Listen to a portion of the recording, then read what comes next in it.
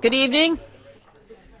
I'd like to welcome you to the school committee meeting on January 31st. We will start with the Pledge of Allegiance, and if we could please continue standing after the pledge, we have a moment of recognition. I pledge allegiance to the flag of the United States of America and to the republic for which it stands, one nation, under God, indivisible, with liberty and justice for all. Mr. Treasy. Thank you. Just want to have a moment of silence for the passing of Mary Ann Rourke, who was a teacher at Northern School System from 1974 to 2001. She was an elementary school teacher at the Bradstreet, the Thompson, and the Sargent, proud member of the MTA. Condolences go to her husband, Dan, who was also a teacher in North Andover, and also a longtime football coach in North Andover. So just a moment of silence, please. Thank you.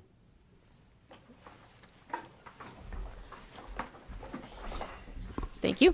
I'd like to remind everybody that this meeting is being recorded, so please silence your devices. Is there any public comment tonight?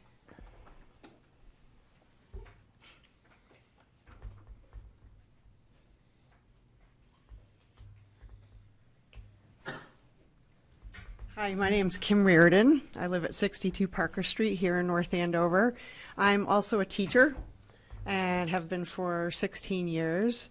I'm here to lend my support for adding Indigenous Peoples Day to the school calendar. I am a Spanish teacher, so I do this already. I feel like it's almost my obligation as someone who's teaching, culture and history about Latin America, as well as Spain. I have to start by telling you a little story about my 8th grade history teacher, Mr. Marino. Awesome teacher. And he taught me one of the most important things that I learned about history. So one day he walks into the class at the beginning, and we're 8th graders and just sitting around, and he takes an eraser from the chalkboard and he kind of storms out of the classroom. And of course now he's got our attention because we're like, ooh, he's upset about something. And he was gone for a little while. And then he came storming back in and threw that eraser across the room towards the chalkboard. Now he's really got our attention. And then he stopped and he said, okay, everybody write down what you just saw. And of course, depending on where you were sitting in that classroom, you had a different story to tell. So if you were the kid that was towards the front of the room and the eraser went whizzing by your head, you're writing, Mr. Marino threw the chalkboard, threw the eraser at my head, right? Those of us that were safely on the side were talking more about Mr. Marino's mood and that he threw the eraser, but different points of view. And that's what the lesson was all about. So he had us read our different reports of what he did. And his whole point was that history is told from different perspectives, and I never forgot that. And so that resonates with me today. When we talk about recognizing Indigenous Peoples Day and adding it to the calendar, it's not, this doesn't mean doing away with something else. I think it just means that we add deeper and broader meaning to something that we've already been teaching. And I think our students are smart enough to handle the complexity and the layering of meaning. They can handle it. I also want to just point out that North Andover already acknowledges the strong role that Indigenous people have played in our town's history. You don't need to look any further than the town seal. There's only one person in that picture, and he's in a canoe, right? Okay. We have Lake Cochicoic. We have Wire Hill. So we were already doing this. I think it's just to kind of cement the commitment that this town has already made to recognizing the Indigenous history here.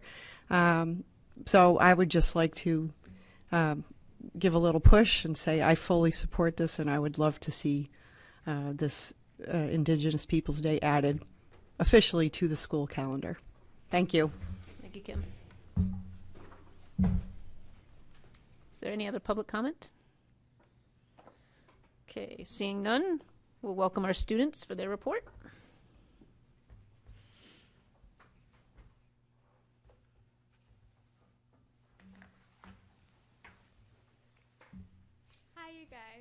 Hello.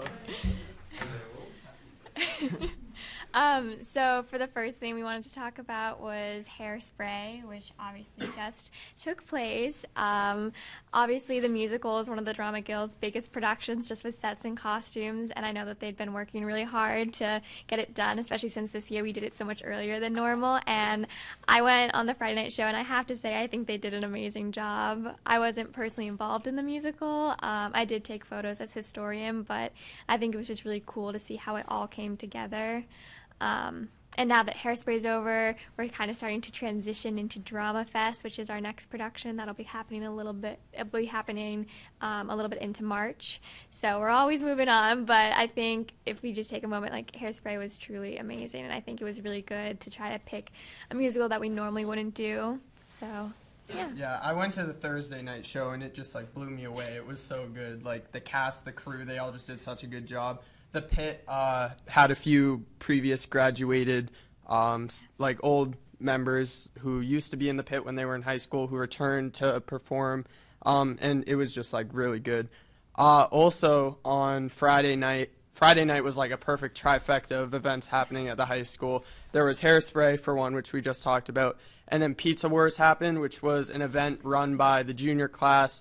I'm a little biased talking about this as somebody who ran it, but it was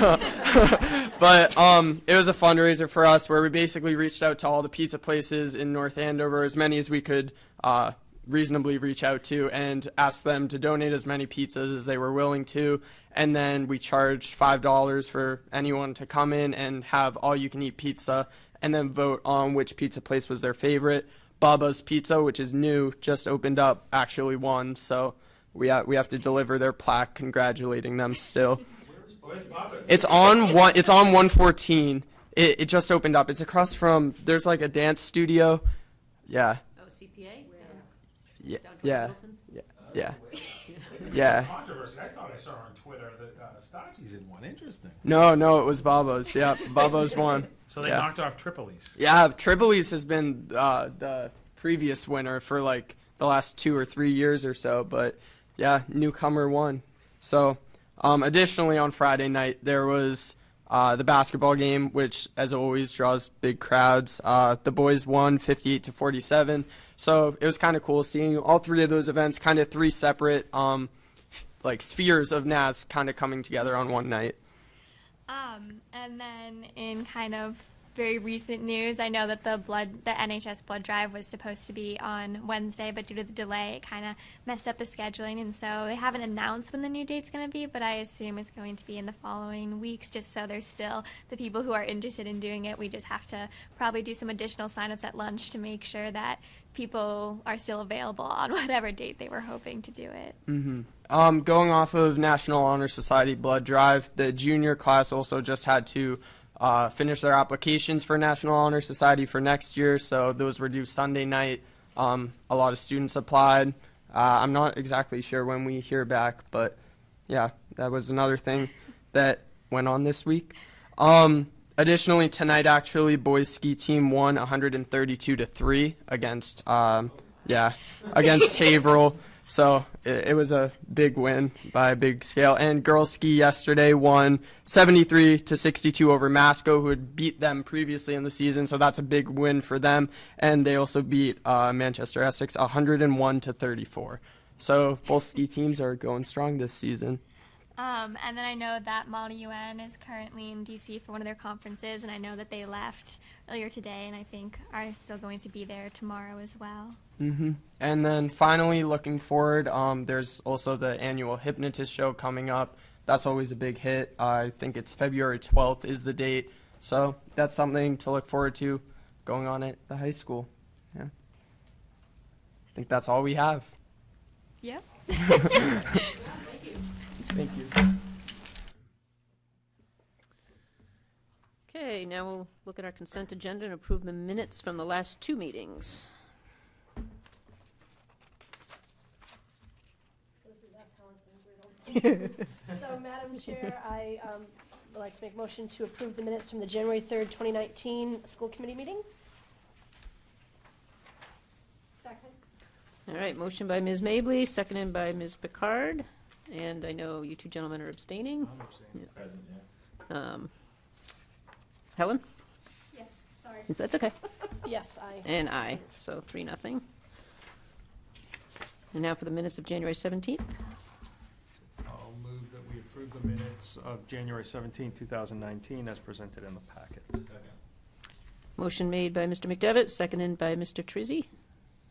So I just want to say that the, looking at the executive session motions, by my notes that I took that night, it was Mr. Teresi who moved and Mr. McDevitt who seconded to go into executive session.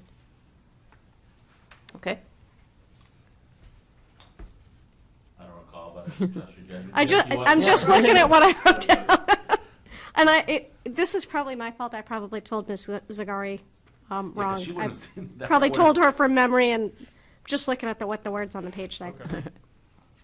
You could take that as a friendly amendment. Any other discussion? All right. Mr. Trizzi? Yes. Mr. Yes. McDevitt? Ms. Picard? Yes. Ms. Mably? And I will abstain because I was not there. So 4-0. All right, moving on to our superintendent's report.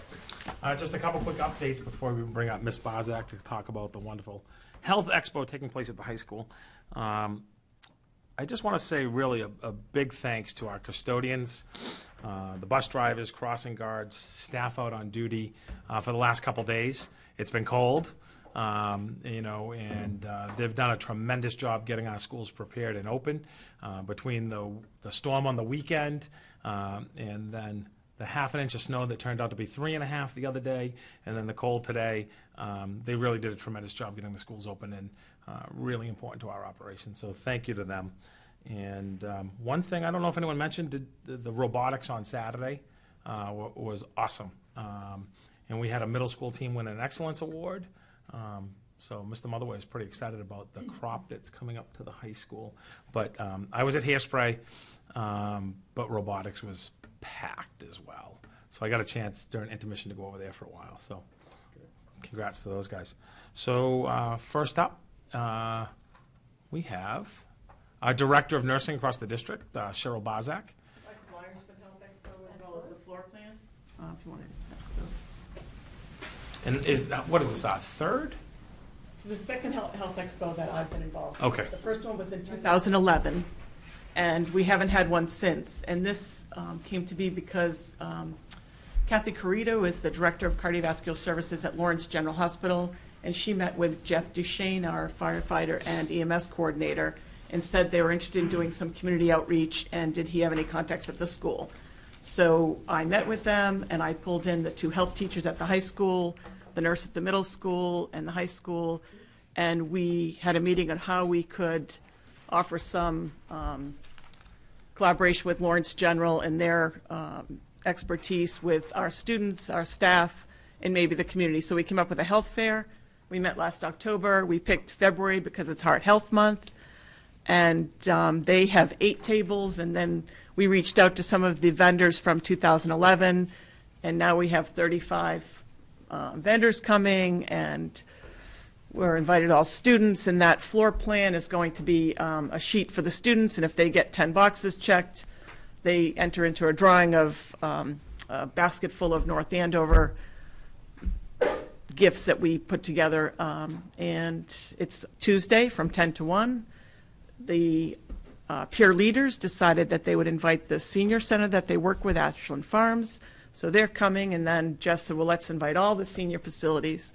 So Edgewood, and I don't know the names of the other ones there, they've all been invited as well, and the senior center. So we have seniors coming, and it is open to the public as well. I'm not sure how, but it's mostly the high school students. Also 8th graders, through my grant, we paid for a bus to bring over the 8th graders that are taking health. So there's all the activities that are listed there, all health, wellness, fitness related. Questions? Balloons, water bottles, it's going to be great. AFC's donated 1,000 water bottles as well as bags, and then most of the vendors are bringing something. They're trying to make it interactive. We talked with all of them that things that students or seniors or public would be interested in, and also educational, because we want everybody to learn from this. Yeah, food services is also involved. They're doing a healthy snack. The focus team is also doing granola. So there's some food booths, CPR, Choking Charlie, Stop the Bleed, stroke awareness, hand washing, germs, all that stuff. Yep. We have a tanning screening booth coming. They'll give out chapstick and sunscreen. So there'll be things that all of the different, dental health is coming, and he's giving toothbrushes. And so it'll be a good day, I hope. And it's good weather. 54. Yes, and the custodians, again, they helped where they pulled together 40 tables for us, and we got some tablecloths, and parking will be available for all the vendors. So it'll be exciting. I'm looking forward to it. Cheryl, thank you so much. Cheryl, last week I met with 100 kids at the high school, a class of freshmen, sophomores, juniors, and seniors, and asked about 9 or 10 questions. And believe it or not, there was 2 kids were really excited about this coming up. So I don't know if any of the kids were helped plan it at the high school, but there were 2 seniors pretty excited. Teachers involved some of their students. They're doing a scavenger hunt, so they have to get different pieces of information throughout the vendors as well. So it'll be a good day. Thanks. All right, next up we have our representatives here tonight, and I'd like to welcome them to come on up and introduce themselves, particularly for I think the Scouts are doing some service hours here. Yes, so these here are my Boy Scouts. I'm a merit badge counselor for Troop 87, and they're doing a citizenship badge, so they have to go to a meeting. And I told them that I would be here, so if they wanted to come, they could sort of kill 2 birds with 1 stone by being here. They actually have questions for you guys, but they are going to hold for maybe a special meeting. But they've got some issues they'd like to bring up with the school committee, too. We have another scout in the back, too. Oh, and then, yes, there's another scout that I just met tonight. He's from Troop 82. Yep. He's also doing his citizenship. Also doing citizenship badge. So for scouts, they have to do 3 different citizenship badges, and one of them is community. And since I got elected to this role, they finally determined that I am qualified. I've been trying to do this badge for a long time, and I didn't have the qualifications, and they finally just bumped me up this session. So, Trim, Christina, welcome. And there's one little caveat. Mr. Mailer was hoping to come by tonight, so he might pop in during this session too and say a word great. too. But welcome. But for the big viewing audience at home on Channel 99 on Comcast and 28 on Verizon, you want to just introduce yourself, a little background, and give you an opportunity to speak. Sure. And we're, may have some questions here. We're really appreciative that you're here tonight, particularly as new. We've worked well with all the representatives over the years to help support North Andover and do the best we can for our schools. So thank you for coming. Hi, I'm Representative Trom Nguyen. I represent the 18th Essex District. So we have precincts 6, 7, and 8 of North Andover. Thank you so much for having me here. Members of the school committee, Madam Chair, thanks for the invitation. It's really great to have the opportunity to be in front of you to talk about what we're looking to this year, but also to have an opportunity to hear from you of what you're looking from us. I had the opportunity of meeting with the superintendent recently, and I would love to meet with you as well, Mr. Assistant Superintendent, just to hear about the concerns that you have. But I can assure you that education is definitely a top priority for us this year. I'm sure you've seen the cherry sheets that just came out recently. Looks very optimistic, and we're going to do the best that we can as a delegation, and it's great that we are in this as a united front to represent North Andover. And we're, for me personally, as a legal aid attorney, that was my background prior to getting elected. I come in from an angle of an advocacy angle. And I'm hoping to be an advocate for this community, but I'm also hoping to be a partner and collaborate with you all on the issues that matter to you. And we are here to support you in whatever capacity that we can. And we want to be open. I personally am very committed to being open and accessible. I know that Christina has office hours coming up, but for this past month, I've already had office hours and intend to have office hours regularly in North Andover to have opportunities to speak with constituents. And we'd love to see you, too, to stop by and let us know what issues that you care about. And coincidentally for us, we filed deadline. Our filing deadline was on the 18th of this month, and tomorrow is the deadline for us to co-sponsor bills. So we want to, in case this is on your radar, for you to flag bills for us if that are of particular interest to you, because we have until I think 4:59 tomorrow to sign on. 59 exactly. seconds. They said they were shutting the system down. So we have until then to sign on to bills, but we have over 5,000 bills filed this year. And going through them in 2 weeks' time, I can guarantee you that none of us have enough time to go through all of them, and that's why we're going to rely on you to highlight the bills that are important to you so that we are aware of them and we'll look into them. Thank you. I'm Christina Minicucci, so I represent the 14th Essex, which is precincts 1 through 5 in North Andover. I see Jen Goldman just walked in. She actually emailed me to make sure that I signed on to specific education bills because, as Rep. Wynn mentioned, we get a lot of requests, and with 5,000 bills on the docket, there's no way that you can really get through all of them. So when people reach out from the community, it really makes it a lot easier for us to be able to highlight the ones that are most important to people. Education's obviously a top priority for me, too. One of my children is sitting right here behind me. He's at the high school. I have a middle schooler and I have an elementary school student, all in the public school in North Andover. So I've had the opportunity to spend a lot of time in our schools. And I think we do a great job, despite the fact we don't always have maybe all the money we all want to spend in the schools. I think we do a really good job with what we have. And I'm happy to see sort of the progress that we've made over the course of when my son Aiden here first started elementary school. The high school really just opened. It hadn't been open for very long, a couple of years, and I was really nervous about whether or not it was going to be up to standards for my child. I didn't know what it was going to be like. It was a new school. When we went to school, there weren't walls at the high school, so this was a new concept, and so. I wasn't really sure what it was going to be like, and when it came time for him to go to high school, I felt 100% confident, that it was the best place for him, and it's turned out. I think you guys don't complain too much, right? I think it's been a pretty good place. So actually, I've been very happy. Did they all roll their eyes behind me? Are you guys rolling your eyes? Oh, just my kid, okay. And just coming down to all of the study abroad programs that we offer, which has been amazing here in North Andover. I went to Hairspray on Friday night also. This one here was in it, Owen. He was in the cast, and it was phenomenal.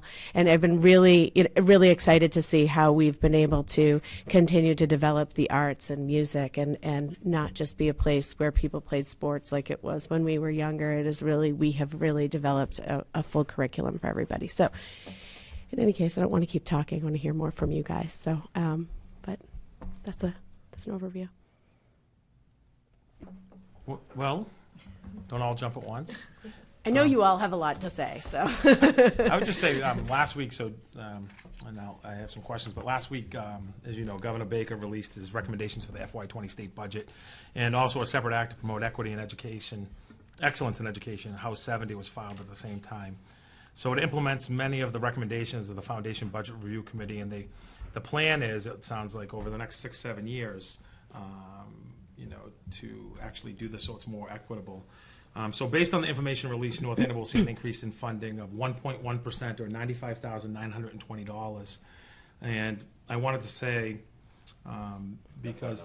Yeah. Well, I'm going to say two things. One is the paper had called, I won't mention which one, but their story was really around the fact that Governor Baker had said he was going to take resources from more affluent communities and give them to more communities in need. And they had called talking about, what different communities locally got. So we started to look at it, and I wanted to be really clear, although they didn't quote me accurately or include the quotes that I wanted, that like many area superintendents, I'm hopeful that the Foundation Budget Review Committee changes will be beneficial in North Andover and will better serve students in a more equitable way in the future. But at this time, we're just starting to analyze. Jim and I spent some time with it Friday, quite a few hours. All the various factors, such as enrollment, economically disadvantaged, that impact North Andover specifically. Because there was a little bit of, for example, Andover saw a much bigger, they saw an 8.1% increase and we had a 1.1. So oftentimes those factors were typically enrollment in those things. We have to figure out, and I know there was a former superintendent here, he studied this for 3 straight years, Mr. Chris Hoddle, and a lot of folks get confused with the foundation budget. But we have to take a look at what actually impacted us for this increase. So, but I'm supportive, just like the Mass Association of School Superintendents. We believe that this is could be a more fair way to better provide education equitably. So. I want to speak to that briefly. So I want to bring attention to the fact that we have actually 3 different bills, all relating to the foundation budget. You mentioned the governor's bill, then there's a Promise Act, which is the Senate bill. And if you haven't seen the House bill already, I was hoping that I wrote the number down, but please take a look at the House bill as well, because there are slight differences among them. And one of the things that we're looking to do in the House bill is to get us more funding for healthcare to at least match the GIC, and I'm hoping that that would benefit towns like North Andover, for instance. I haven't seen those numbers yet with the 1.1% because They're on the cherry sheet, so they have a. Thank God I had Jim. They sent them out with just the year, but then we went back and took the other years and merged them so that we could see year to year, because you have to go back a few years to figure out what the increases were. So I have in front of me a Department of Elementary and Secondary Education sheet here, and I think that the numbers have slight variations based on the which bill we're looking at, and I'm hoping that once it goes through the House, we can bump that up a little bit more. So we're going to work very hard to push for that. And in speaking with the teachers unions, the people who've been really kind of backing this, the Promise Act, and going through saying we need to fully fund the foundation budget. I mean, North Andover is shortchanged $2.2 million based on that. So it's pretty substantial differential from $95,000. So it's not like that Andover is less than North Andover when you talk about fully funding the budget. They're in the high ones. So the fact that they are getting such a significant differential from us is somewhat concerning, considering based on a foundation budget review, we actually are owed more. And other communities like Lawrence are $49 million in the hole. I mean, that's kind of a much bigger differential. But for us, a 2.2 versus 95,000 is substantial. So.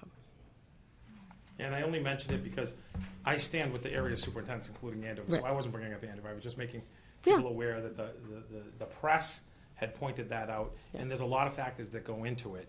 I know we're double the economically disadvantaged. We're 2.8 or so EL English learners, and they're like 4.5, 4.6. So there's different things, but Jim and I are really going to try to figure this out because there's a lot of different components. Jim, did you have anything you wanted to add to that? For this? I don't think there is anything to add to that. I actually have a question for you too. Is it correct that a lot of this is based on enrollment as of October 1st? Correct. Is that how they picked those numbers? Mm-hmm. Yeah. Mm-hmm. Which to some degree makes sense. I mean, it has to be a line in the sand at some point. Yeah, exactly. And everybody starts at different points, and there's move-ins and transitions and things of that. That makes sense. And that's part of the analysis, is the fact that Andover actually has 30 more students than they did the previous year, and we had 51 less than we did. Yeah. So there's some analysis that has to be done to see what kind of impact that had as well. Right. Not to the degree that you see. That's right. But there's some impact. Yeah, sure. Enrollment has always been a factor. Right. And it's that October 1. So we're down 51, and then I think after October 1 we're plus 80 something. So hopefully that will catch up the following. I feel like that's a trend. Yeah. Madam Chair? Good. Floor's open. I don't know. It's up.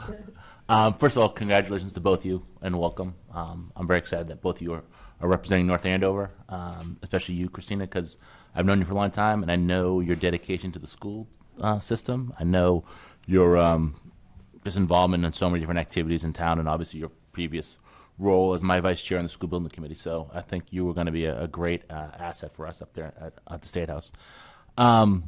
So I know the superintendent mentioned the governor's proposal. My understanding is he baked his number right into the budget, and you guys are also talking about some standalone bills as well. And I don't want to put you in the spot because I know you guys are just getting there and just trying things out. So if you want to get back to it on this answer to this question, that's fine too.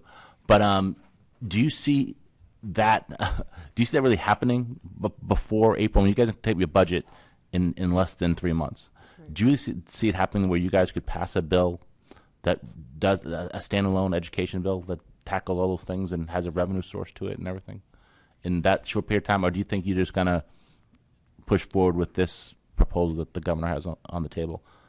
I think that the objective of all three bills are to increase funding for overall. So this year, I've been told that they're looking to increase the pool of money. So the guarantee is that every single school will get more money somehow. We do have standalone bills, but at the end of the day, this is about starting the conversation and taking, and we're putting in our proposals so that we can have these conversations about the differences and highlighting the differences of the different districts. And so I can't speak to whether or not we'll be able to pass the standalone bill, but I can say that we will be negotiating and coming from, as new reps, we're learning a lot. And my understanding, based on my conversation with the Education Committee, Have you guys even got settled in offices yet? Yeah. we don't have offices. Pretty much at this close, and we share a table a little bit bigger than this one. But there are a whole bunch of us sitting there. I called to confirm the other day with a number, and I got they said bullpen, and I said, "What's the bullpen? I've never." Yes, but then they got me in touch with right. one of your aides. Twice as many people that are in this room right now. When do you think? In a room this size. When do you think committee assignments will take place? And are you either you trying to get on the education committee? I am.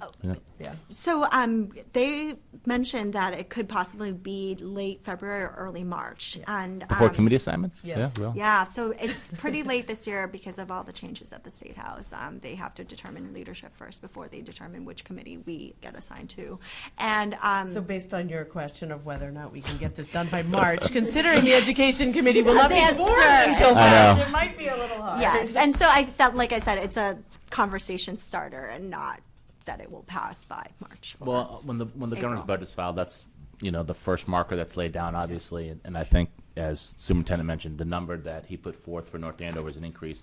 It was disappointing to say the least. I know it's whenever you try to change the formula or tweak the formula, everybody wants to have at least a hold harmless part to it. But you obviously, if no one gets cut, then you need to find new sources of revenue. So. I know it's a challenge. I would guys wish you the best of luck. If anything we can do to support you in those endeavors, we're here for you. But it'll be a challenge, no question about it. Right. For us to do to help you do what you're trying to do for us. Thank you. And I think that that's important for us to build a relationship because if that's the case, we would need people from this community to come testify if necessary about why it's so important for us to get more than that. And I'm a little bit more optimistic that we will be able to get it done, not as optimistic as April, but I'm more optimistic that we will be able to come to some sort of compromise by the summer. I think it's actually promising that so many people are up in arms about education in general across the board. It doesn't seem to be just teachers or just parents. It's it's starting to become a much bigger group that realizes that if we're not doing a good job with our public education, we're really not doing right by anybody in the state. So it's the foundation. We got to do a better job at that. And a couple things actually that I was just thinking about is that we actually have a couple events planned coming up, we have some high school students coming to the State House to kind of see how things are being done in 2 weeks. We have some high school students coming, and then we are coming to North Andover High School with Senator DeZoglio to talk about women in government, too. So those are kind of a couple of fun things. That you could still ask questions, but just made me think of it when we were chatting, because one of the most interesting things about this process for us, like, we've been learning a lot. When people come in and they're asking about bills, at first I was just sitting and talking to people, and then I got to the point where it was like, hey, do you want to see how we actually do this? I took out my computer and looked it up and showed them how we look up bills and how we have a chance to review them and sign on to them. And so it really is kind of a big process. But we're getting there. Historically, I know there's no chairman of Ways and Means right now yet, but usually by March, at some point you need to put in your budget request to the chairman of Ways and Means. It'd be helpful to know when that date is, so we could get to you either our comments regarding Chapter 70 changes, or even just specific earmarks that could possibly help us out as well. So knowing what that date is would be helpful to us. Well, obviously, I mean, I hope that you're on the education committee. I mean, I think that would be great, and having known you for years, I mean, I think you'd be an amazing asset to that, not just as a rep, but your character and all of that. I think you're going to bring a lot to that. I'm just kind of curious, and I don't really know this, so I'm not trying to trick you, but like, if you don't get put on that, like, do you have a second choice? Like, what happens kind of at that point? Did you just get assigned? What's the worst committee to be on, David? Because that's probably where I'm going. Public service. Public service, yeah. Okay. I'll probably be on public service. That's the no committee. You say no to everybody. Yeah. We were able to put in a couple different requests, and we got to prioritize which ones. I did prioritize education, because to me it's most important, because it's not just it's kind of all aspects of education for me. I care about the early intervention piece. I care about what's happening with special education. I mean, I've been a member of NAPAC since 2009. Special education piece is super important to me. And as well as making sure that we fund arts and science, and making sure we're really doing a good job at a well-rounded education, which North Andover, again, does an amazing job, though sometimes I'm like, I don't know how we pull this together every year, but our kids manage to be getting a phenomenal education despite every, strain that we have. And so, for me, it's really the whole package. It's such an important component to just the building blocks of people's lives. So that was my priority. After that, I'm like, well, you put me where you put me, but education was at the top of the list. So. Well, to clarify, though, we get assigned to 2 to 3 committees. Yeah. So it's not, but also, just because we're not on the education committee doesn't mean that we can't work on these bills. We can testify, we can work behind the scenes, we can work with those on the committee, and I can assure you that, as far as I can tell, every single legislator, especially in the House, that's the number one thing we've all been talking about. And I'm sure not all of us will end up on the education committee, but we will be able to work on it one way or another. And it's really uplifting. So we laugh about the bullpen being a room like this. It is very loud. It's like a small party in there at all times. But about half of the new legislators are in that room, and with their aides. And the chatter about education is across the board in that room. I mean, then every single new legislator is basically an education advocate. Every one of them wants to see public education strengthened. So to me, that's really uplifting. So we might be in a little bit of an echo chamber in the basement, but it feels really good that of all these new, 25 new legislators, the half that are in our room are 100% on board with making educational change. And I can't speak as much to the other room, but the ones that I do spend a lot of time with in the other bullpen are sort of equally as energized. So that feels promising to me. That's great.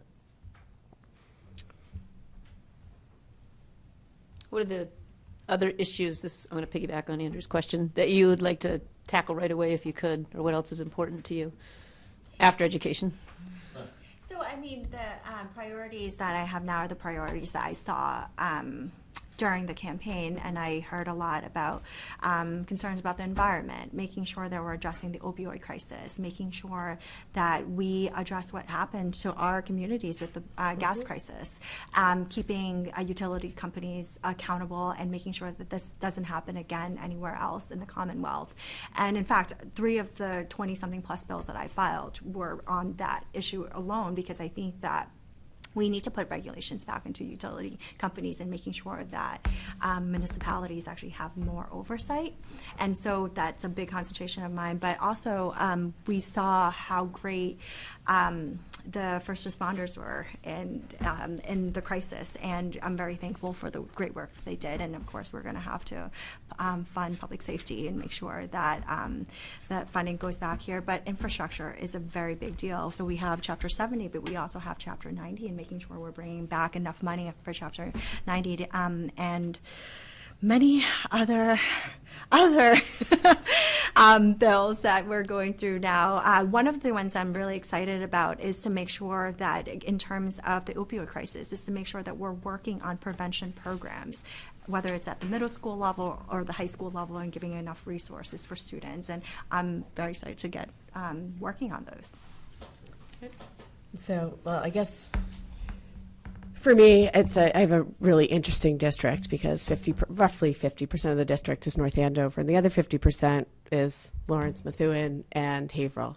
So they're gateway cities. Methuen's not technically a gateway city, but gateway cities that have a whole different, slew of issues that are important to them that are different from here. So, when I was out campaigning and talking to people, I sort of chose the things that seem to overlap for all 4 communities. And so, that's why education sort of bubbled to the top. Was important to me, plus it's important to everybody. But also, job creation and transportation, doing a better job with infrastructure. Obviously, resilience from disaster has really become a hot topic of conversation, despite the fact that was definitely not something I thought that I was going to be working on as part of being a state rep. The environment has always been important to me.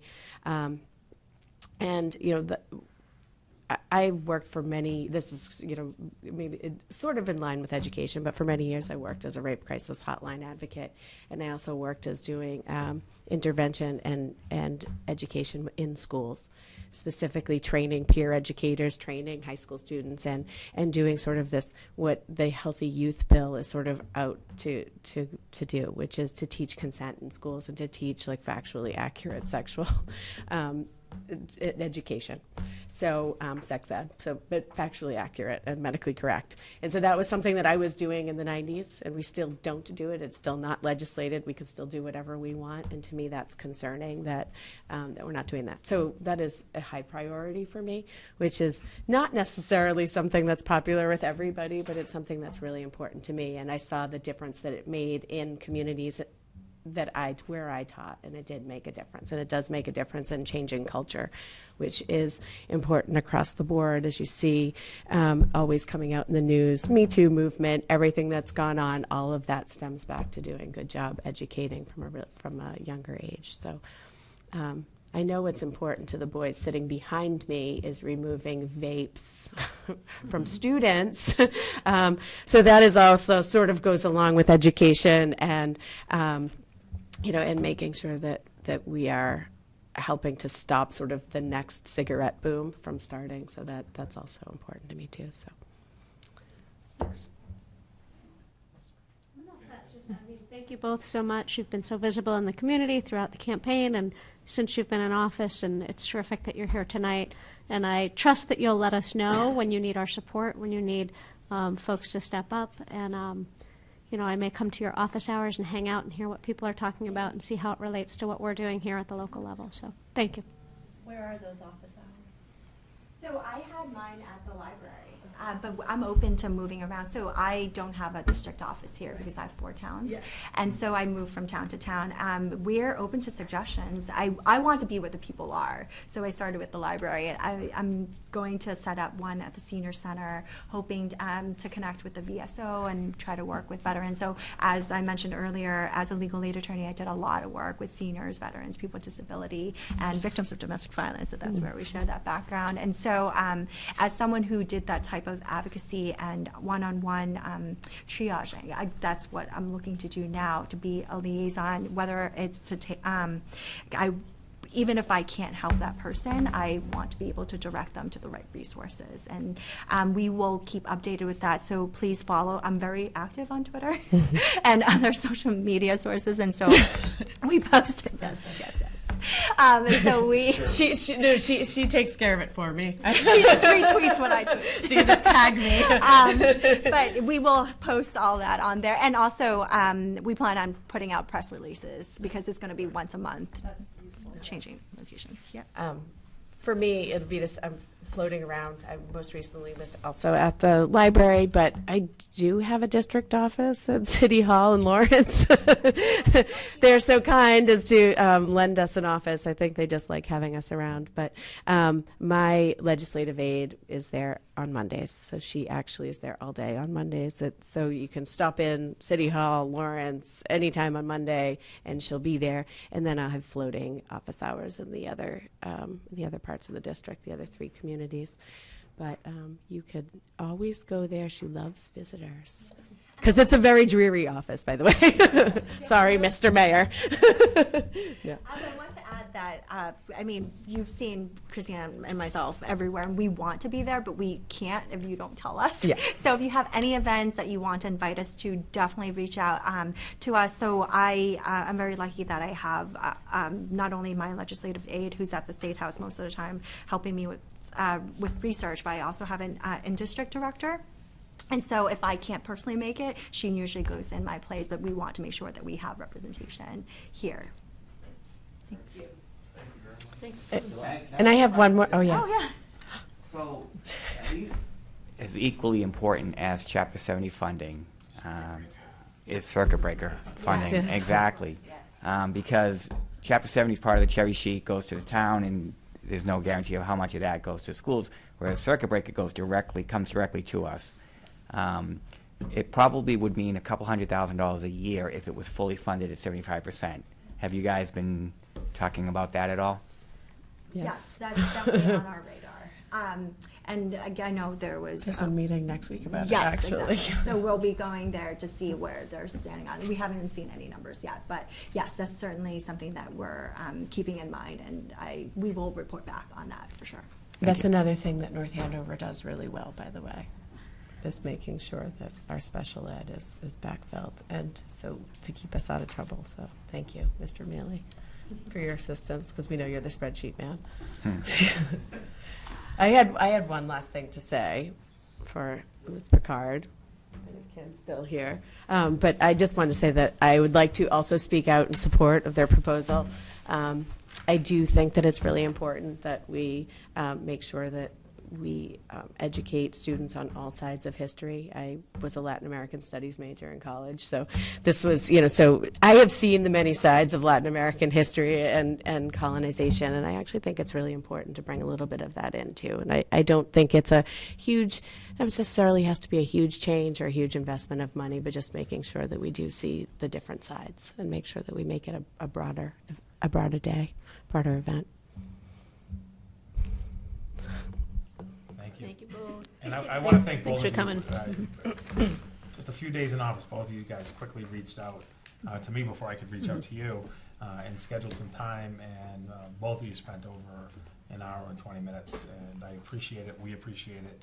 And if you ever want to do an event here, just let us know. If we have the space, we'd be happy to have you. Awesome. Thank you. Thanks so much. Thank you for coming. And you can come visit us in the basement of the State House. There's a lot of fun there. There might even be free food. Do you valet parking? I actually do have a parking space. Wow. But I take the train. Okay, and next up, last report, I'm going to turn it over to Mr. Mealy to talk about our annual review of our contract with Cambridge Institute. I believe, Jim, this is just an annual review this year. It's nothing that needs to be signed, but as part of that contract, we bring it before the board just for an update.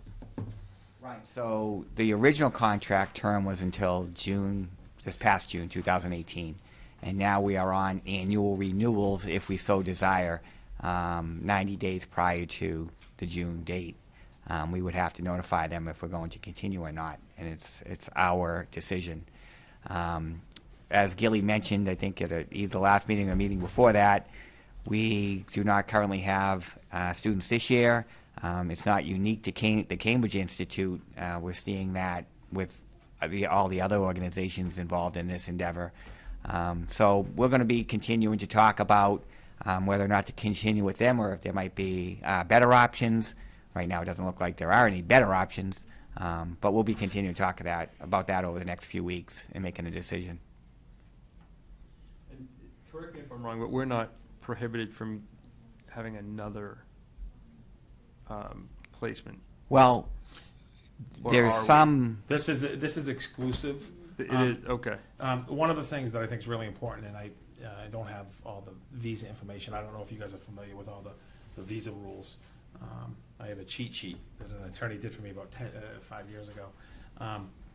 Typically, a lot of the exchanges that people did on a particular visa, that no longer works in the sense of they can visit the United States, but they can't necessarily enroll in school.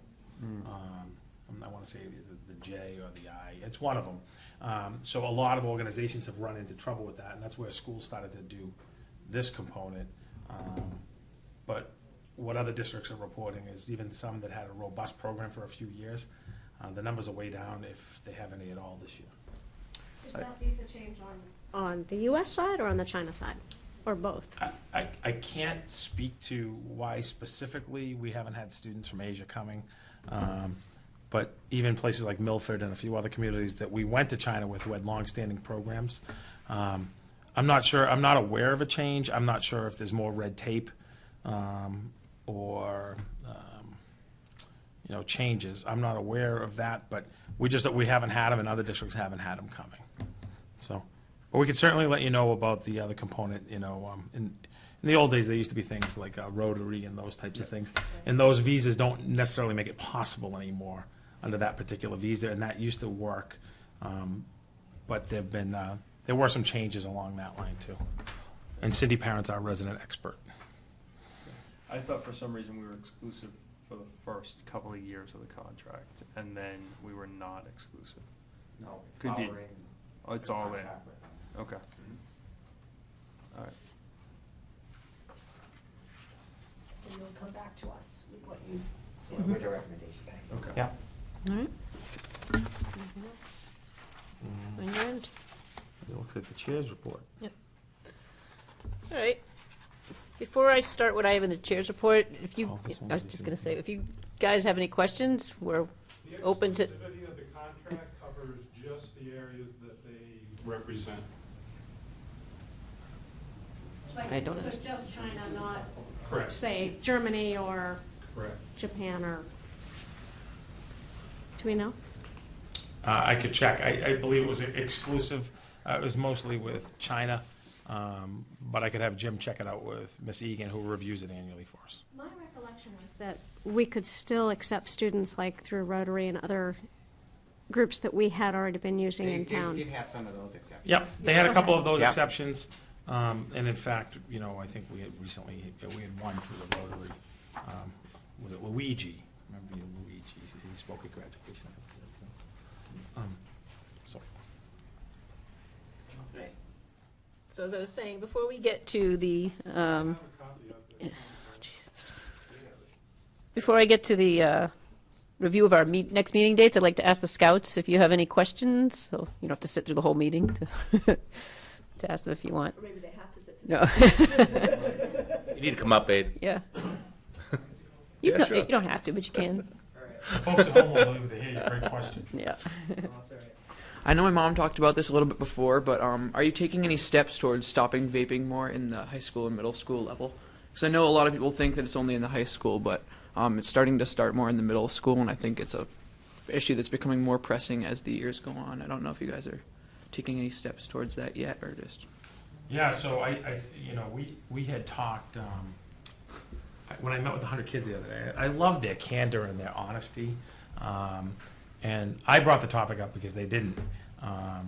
So it is an issue, for example, at the high school where they had changed policies They had, much harsher consequences in the student handbook. They've done an education component to it. Last year, I was really blown away. I thought I knew a lot about vaping, but Cheryl Bozak, our school nurse, who just left, she came in, and if you guys remember, I had, there were things like this big that plug into the side of your computer that she said someone could, take a hit from. You wouldn't smell anything. There's no vape. There's no scent. So there's a whole bunch of different components. One is certainly the curriculum around those life skills, decision making, but in terms of the vaping, it's a challenge. It's something that I've talked about with Dr. McMillan on the Board of Health. We've had Cheryl in and some of those things, and I've never mentioned this to anyone, but I've also recently been reading about also vape detectors. It's a really interesting concept. Are there consequences right now? Very specific consequences for. Oh, absolutely. We put them in. Yeah. Yeah, you approved them. What are those? If you're caught. Yeah. If you're caught, right. That's the challenge. smoking consequences. Yes. Yeah. Which are again. I don't have it right in front of me. It's right in the handbook. I'm just wondering if we're enforcing. Suspension. For I'm just sure. wondering if we're enforcing them because obviously there's strict consequences. Let me ask you, Aiden. Has anyone been suspended, to your knowledge, at the high school or the middle school for vaping? I'm sure people have. I don't know anybody specifically.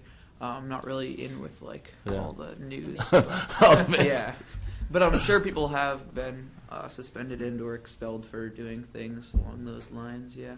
I think this group's taken it very seriously, and that's why we have those kind of consequences. It's whether the administrators are implementing those or enforcing those. Well, it comes back to, which someone brought up, they're having a very hard time. You can't just accuse someone when you think that they've done it. You have to catch them. And with But all just having possession of a vape Absolutely, there's cartridge, Right. consequences. whatever it's called, yeah. Yes. And there's been, obviously, you don't know students because of student privacy laws about discipline, but there have been several disciplinary actions against students. But I think it would be helpful if because this has come up several times, that if I know we can't name names, obviously, Yeah.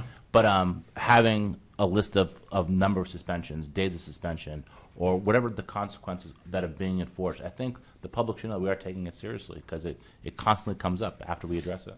Yeah, I mean, that's why we had Cheryl in last year.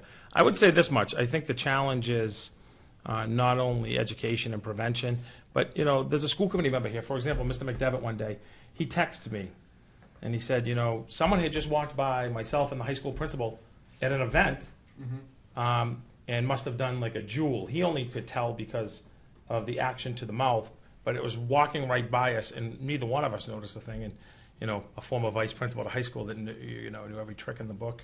And it's that type of thing, David. It's very difficult. I'm very concerned about hooking a whole new generation, particularly on the nicotine. Sure. And, as I mentioned, there are some very expensive options in terms of vape detectors. I've been reading about them lately. Sometimes things are developed in this world that for one thing and it turns out to be something else, where they develop this for noises or fighting or bullying or that type of thing, and it didn't really work. But somehow it picks up vape juul, and it sends off an alarm. And it doesn't send off an alarm like a door goes off. It sends a message to an app to like the vice principal, like bathroom 31. You go in and then it's, you're caught red-handed. But before we get to that point, I think it'd be just nice to know, or at least have some statistics about how many people are actually being receiving consequences for their actions here. Well, I'd also like to see some, maybe from the town side also, how are these things being sold? It's in North Andover, it's supposed to be 21 and older, even though the state it's only 18. We voted 21. You walk in the Rockingham Mall, there's that, what do you call those kiosks? Right. But what about right in the area of? It's New Hampshire, live free or die, I don't know. But within walking distance of the high school, there are places where they. But Aiden, I hear that what I heard from the kids the other day is that a lot of kids order it online and get it delivered to their house. Say, you don't need to walk anywhere. Their parents don't even know what's coming. Right. That's right. I've heard that as well. Shame on the parents. And I would raise too that You that we wait. haven't found consequences are what prevents or changes behavior. Right. We know the consequence of tobacco use is cancers and other quality of life challenges. Right. And we know that for many, many, many decades we've had smoking in school, and the consequences isn't what stopped it. It's really education campaigns that have done that. And what I would say to you is that we have a health advisory committee here in town that's attended by our nurses, our public safety, our youth center, our community social worker, a whole lot of folks. And each one of those areas are taking a role in trying to change what's happening, educating parents, educating students, really trying to make those changes. One of the challenges when we talk about, having the vape supplies, public safety can't, there's nothing in the law that says that you can take that away from them any more than they could say, I'm going to take your water bottle now. I can't take your vape device. A police officer can't do that. Can our teachers and administrators do that? Absolutely. So our teachers and administrators So can. Police typically need, and I know this really well from being a vice principal, police would need what's called probable cause. School administrators need what's called reasonable suspicion. So certainly if there was reasonable suspicion that someone had this type of paraphernalia, it could warrant a search by somebody. But that would mean they'd have to know that it's in that bag or someone had said this. I'd go back to what Helen said. I think the biggest challenge is it's obviously a school issue, but the biggest challenge is educating parents. And like the night that they did, Dr. Poti came in, the police had over 200 people go to the in the plain sight, and now they've added all the vaping stuff to it. And the parents had no idea what the drug paraphernalia was that were hidden in the bedroom. And those who aren't familiar with In Plain Sight, it's a interactive thing done by the North Andover Police. They set up a teenage bedroom, and they have different common things that look like they're just regular things that you wouldn't suspect. And they were doing a lot of education around it. And this year at the event, they had it, all the vape stuff. So one of the things we've been encouraging is, the Atkinson PTO is now doing In Plain Sight at one of their next PTO meetings for all the parents. So that's a component too. I don't think it's a problem that it can be solved individually by any side. I think that the education, prevention, and the work that we're doing, the SEL, and that curriculum and health make a difference.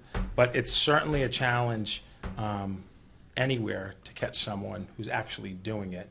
And that's how discipline is taken. But I'd go back to Helen's comment that... Yeah.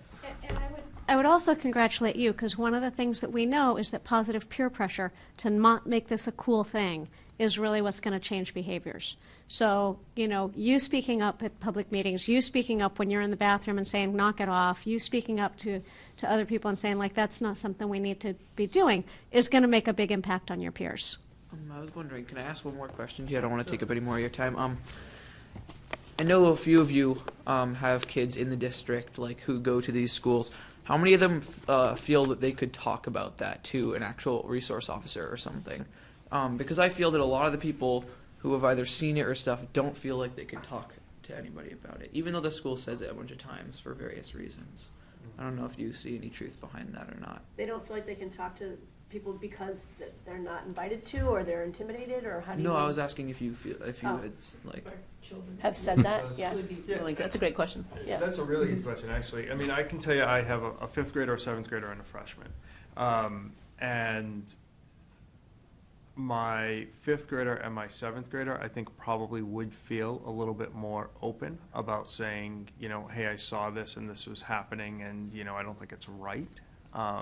I don't think my freshman, perhaps because he's at the low end of the high school, if you obviously kind of know, the pecking order that's there. I don't feel like he would kind of go out and say, hey, I saw this kid, he happens to be a junior or something, doing something like that.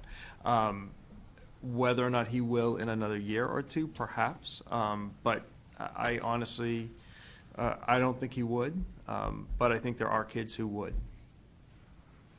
Thank you very much. My fifth grader definitely would say something. Yeah. My seventh grader, Mike, he's very concerned about it. He comes home from school now that they must be learning about it in school now, because he comes home with a lot of questions. Right. So he's, he might say something. I don't know. I'd echo Mr. McDevitt's comments. I met with 100 kids.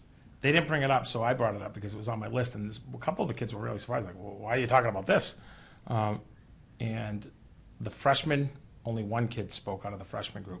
Sophomores had a few more, but the seniors felt very comfortable talking about it out loud. And it's somewhat surprised me how, like I mentioned earlier, how candid and open they were with having that discussion. And I think that those kids may play a role in helping with this as well. So. Yeah, Todd. I wasn't sure if you had heard of any maybe legislation against the companies that are manufacturing these products. A lot of the flavors are like cookies and cream. Yeah. You know, they're definitely marketing towards that younger audience. I don't know if you would happen to hear anything that maybe is being done at the state level or nationally, you know, against some of these companies. I'm not aware. I do know that there some kids have the nicotine, some just vape a flavor to be cool. It reminds me, I mentioned when I was talking to the kids, maybe about 15 years ago, chewing tobacco became popular again. And it went from, I guess, regular old disgusting chewing tobacco to apple flavored, cherry flavored, mint flavored, and there was a huge uptick in that use. I'm not sure if kids or if teenagers across the Commonwealth are still chewing tobacco, but it was definitely targeted towards teens. And I think these companies, most likely, if they're putting together cookies and cream and other things, probably are. Well, because I feel like I read some articles, and obviously we're all reading about this when we see it, that there's been some activity around trying to, these companies are claiming that they're not marketing to kids, but they're being called out now with, clearly with the flavors you're putting together, that is exactly who you're marketing to, and trying to attack them from that first step of stop claiming your audience that you're not. But in terms of concrete legislation, I haven't heard anything yet, but I've been watching for that. I can't imagine that's not coming. I can't imagine it either. Yeah. It's like the whole Joe Cannon. Yeah. Right. We got to ban asshole teenies, I guess, too, then, huh? Gross. I guess I'm encouraged that in North Andover, at least everyone recognizes this. I think there's, it's at every school across the state, probably in New England and all over. I know that the Board of Health's committed to it. I know Cheryl's committed to it. I know Nikki Murphy, our SEL director, is committed to it. I know that our administration's committed. But Well, I've noticed more and more adults now, now that I'm more aware of what it is. Oh, yeah. Adults use it a lot, too. I guess I just want to push back a little bit, though. I'd love to see what I'd love to see how much we're enforcing these No, I rules. think that would be great to see. If we're catching anyone doing well, it. it's not about enforcement, David. It's actually catching. Okay. Yeah. That's the So- hard part, yeah. No, I'm saying I'm just they saying don't. legislation, passing more rules, We enforce it. that's always the default, as opposed to making people accountable for their actions and having some concept. If this is as serious as we say it is, then we need to make sure that people are getting punished for using it. It's not an enforcement issue in terms of the follow-through with any type of punishment that anyone who's caught. I think it's that other component of the actual evidence of catching somebody. Okay. I think to Mrs. Teresi's point, you know, if we're hearing even here, you know, from students like Aiden who are saying it's an issue, it's a problem, and it's happening, and we have, I'm going to say, 4 suspensions over the first trimester, let's just say, then we're not doing something actively enough to catch and enforce. If we look at the numbers and we've got 150 of them, then I think we can accurately say we are monitoring this very as diligently or significantly more than just casual lip service. Yeah, I don't think it's lip service. I think the challenge is actually the staffing. You have 2 assistant principals, and when they find out where an area is, that shuts down and it might move somewhere else. But every faculty member should also be empowered and enabled absolutely. to see it when I can tell you I hear it happening in classrooms. Yeah, I mean, we talked about that last year, I know. Yep. Okay. Thank you, Aiden. Any other questions? I just have one thing to add on the vaping thing. Can you come on up to the mic? Thanks. So I'm not sure if people really understand how much, especially at the high school, how much of an issue it is. Because between any class at any time of the day, or like when the classes are switching, you could go into any bathroom in the high school and find 1, 2, maybe up to 5 people vaping in the bathroom. it's not an issue of where the group is going to move to. It's everywhere. You could choose any bathroom, and you could easily catch people. So and it gets worse during the lunch blocks too. So much that it's difficult sometimes for people to be able to actually go to the bathroom in the bathrooms, and it's sort of become a joke amongst students, like, "Oh, where are you going? I have to go to the bathroom." And people, "Oh, don't go pee in the vape room. You don't do that. Go wait till you get after school."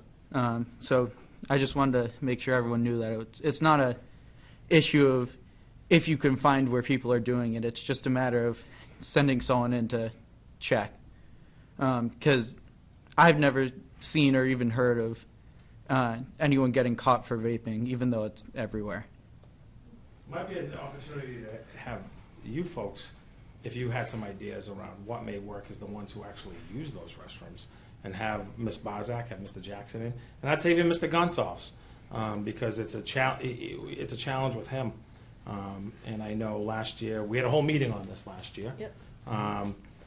And, you know, I think the challenge is, you know, what are some of the ways? And I think, you know, talking to those kids the other day myself, being so open, and you guys having the courage to speak tonight, you may have some ideas too that may be very helpful for the adults. So.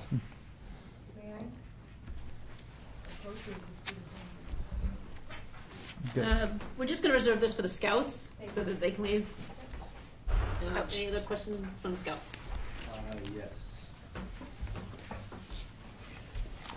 So, as a student of the high school, I understand how difficult it is to balance schedules at the high school. And I'm like a member of the arts program, and I tend to be like an overachiever in terms of academics.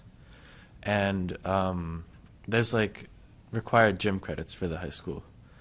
And it's very difficult to like fit into your schedule depending on what classes you might take. And so like for a student who was taking, say, like maybe 2 AP classes and a couple of arts classes as well, they wouldn't be able to fit those classes into their schedule. And I know that they've added like online gym classes that are an option, but for some students I know that that's not like a financial option, and it also takes a lot of time for like extracurricular activities you might want to take.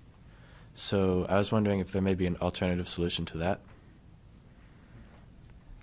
I've heard this before. I actually, so there's a couple things. As a new superintendent, I've met with over 1,135 people, a survey or in person, and it's interesting because I've always this is probably brought up at least once a year for the last 7 that I've been here. I think it would be interesting. 2 things. I think NEASC is coming in this year with recommendations and accommodations around courses, like the variety of courses, all these different components, and how we do it. But I've heard that other districts do it. I've just never found any locally in the Commonwealth that do it. So I think we could certainly check. But I know last year this came up. I think Dr. Price had said it was something that she thought was maybe possible. But then I started digging around and I couldn't find. And I wonder if it has to do with the law for That was what I was told. for the curriculum, because it was one of those things. I like totally believed it. They were like, "Oh, they do this all over." And then when you ask, "Well, where specifically do they do it?" That's number one. And then number 2, I think the hardest thing for any student is, and as someone who's in high school, always interested in all sorts of things, choosing. And I can't make any promises. We have a strategic plan for this year, but we're looking at all different options across this district. And as you heard, maybe some of the finances are challenged. But I'm interested in exploring in a thoughtful way over time, so it may not impact you. I'm wondering if there are any districts that offer summer school, typically for remediation. I wonder sometimes if there's courses in public schools in Massachusetts, anywhere, that offer an honors class or a class that you could maybe knock off, so you have the ability to say, I want to take AP Spanish and I also want to do the band, or I want to take those things, because the choices get harder and harder for kids. And no matter what schedule you have, it's an issue pretty much everywhere. But that's some of the creative stuff that I've been thinking about. We haven't vetted any of it. We haven't talked about it as a team, but this spring, as we start to evaluate to expand our strategic plan, I actually think it's a really good idea because that is challenging. Do we still have German gym?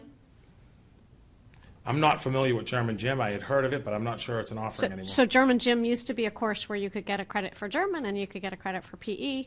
You know, you did all your gym class in German and it would help you. I don't think that's around anymore. I'm telling you, that was around a couple of years ago when my kids were there. It wasn't that long. I guess I bring it up because we've been trying to be creative about this for a long time. Yeah. You know, and it's a valid point.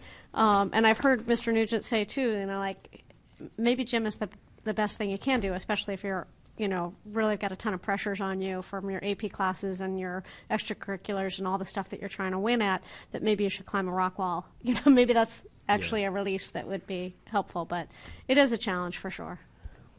I know that I've heard from others in the Commonwealth, you know, if you're playing a varsity sport or, you know, something of that you should be exempt from it. And so started to inquire about that, and everybody's like, oh yeah, this town does it, and then you actually go out and you reach out to that town, they're like, no, we don't do that.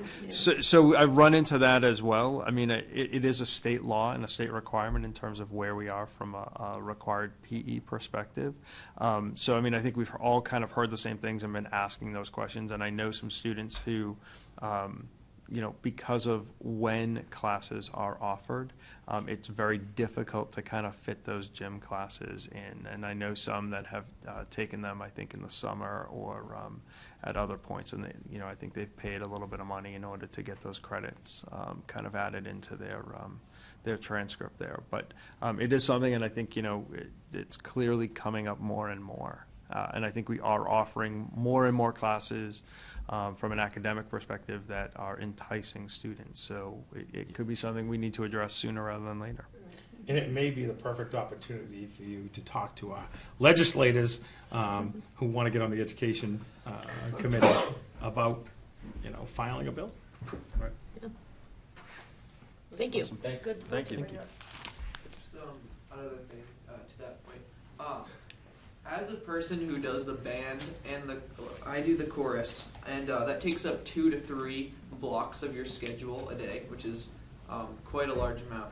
And then also with the required academic classes, I did not have the chance to take a gym my first year, which means that by the time I do my other years as well, if I continue, I won't be able to continue with chorus all 4 years. So at some point I'm going to have to drop that to continue all of my gym credits and all my other credits. And again, at one point they did band gym or music gym where they had a trimester or 2 trimesters that you did every other day with music and every other day with gym. So, I mean, they do, you know, consistently try to find ways. And I think they try to make it so that they have a quantity of students. So maybe they only do it every 3 or 4 years so that they have a quantity of students that are going to benefit from that. And it may not be your freshman year. It may not be until your senior year. And it may be that you might need to miss a semester of one thing or another. But they have been creative. All awesome points, and I don't want anyone to get the impression that we diminish the value of PE, of physical education, because certainly we know the connection of moving during school and how it's good for you. But most often, like Mr. McDevitt said, it's that sports exemption one. Right, that comes up all the time. Yep. That's the most. So. All the time. Thank you. Thanks, guys. Thank you for being here. Good luck on your ranks and your badges. All right, next up, we're going to review the rest of our school committee meeting dates for the rest of the year. Andrew told me before the meeting that he is traveling for our next meeting on February 14th and arrives at Logan around 5:15 p.m. I was wondering if the committee would mind if we move that meeting to about 7:30? I should be okay. Yeah. I mean, I'm just, you know, if traffic's crazy, I may be coming in hot, but, as, you know. That's fine. Do you want to keep it at 7? I think we can keep it at 7. I just was letting you know, I mean, Okay. it's 5 o'clock. I have, Okay. you know, an hour and 45 or so to get here. If things are late, That's I'll text you and let you that's know. if your plane Yeah. lands on time and all that. Okay. Does anybody have any conflicts with the proposed schedule? The only date that I'm not going to make right now is the March 14th one. Okay. And I am likely away on April 11th.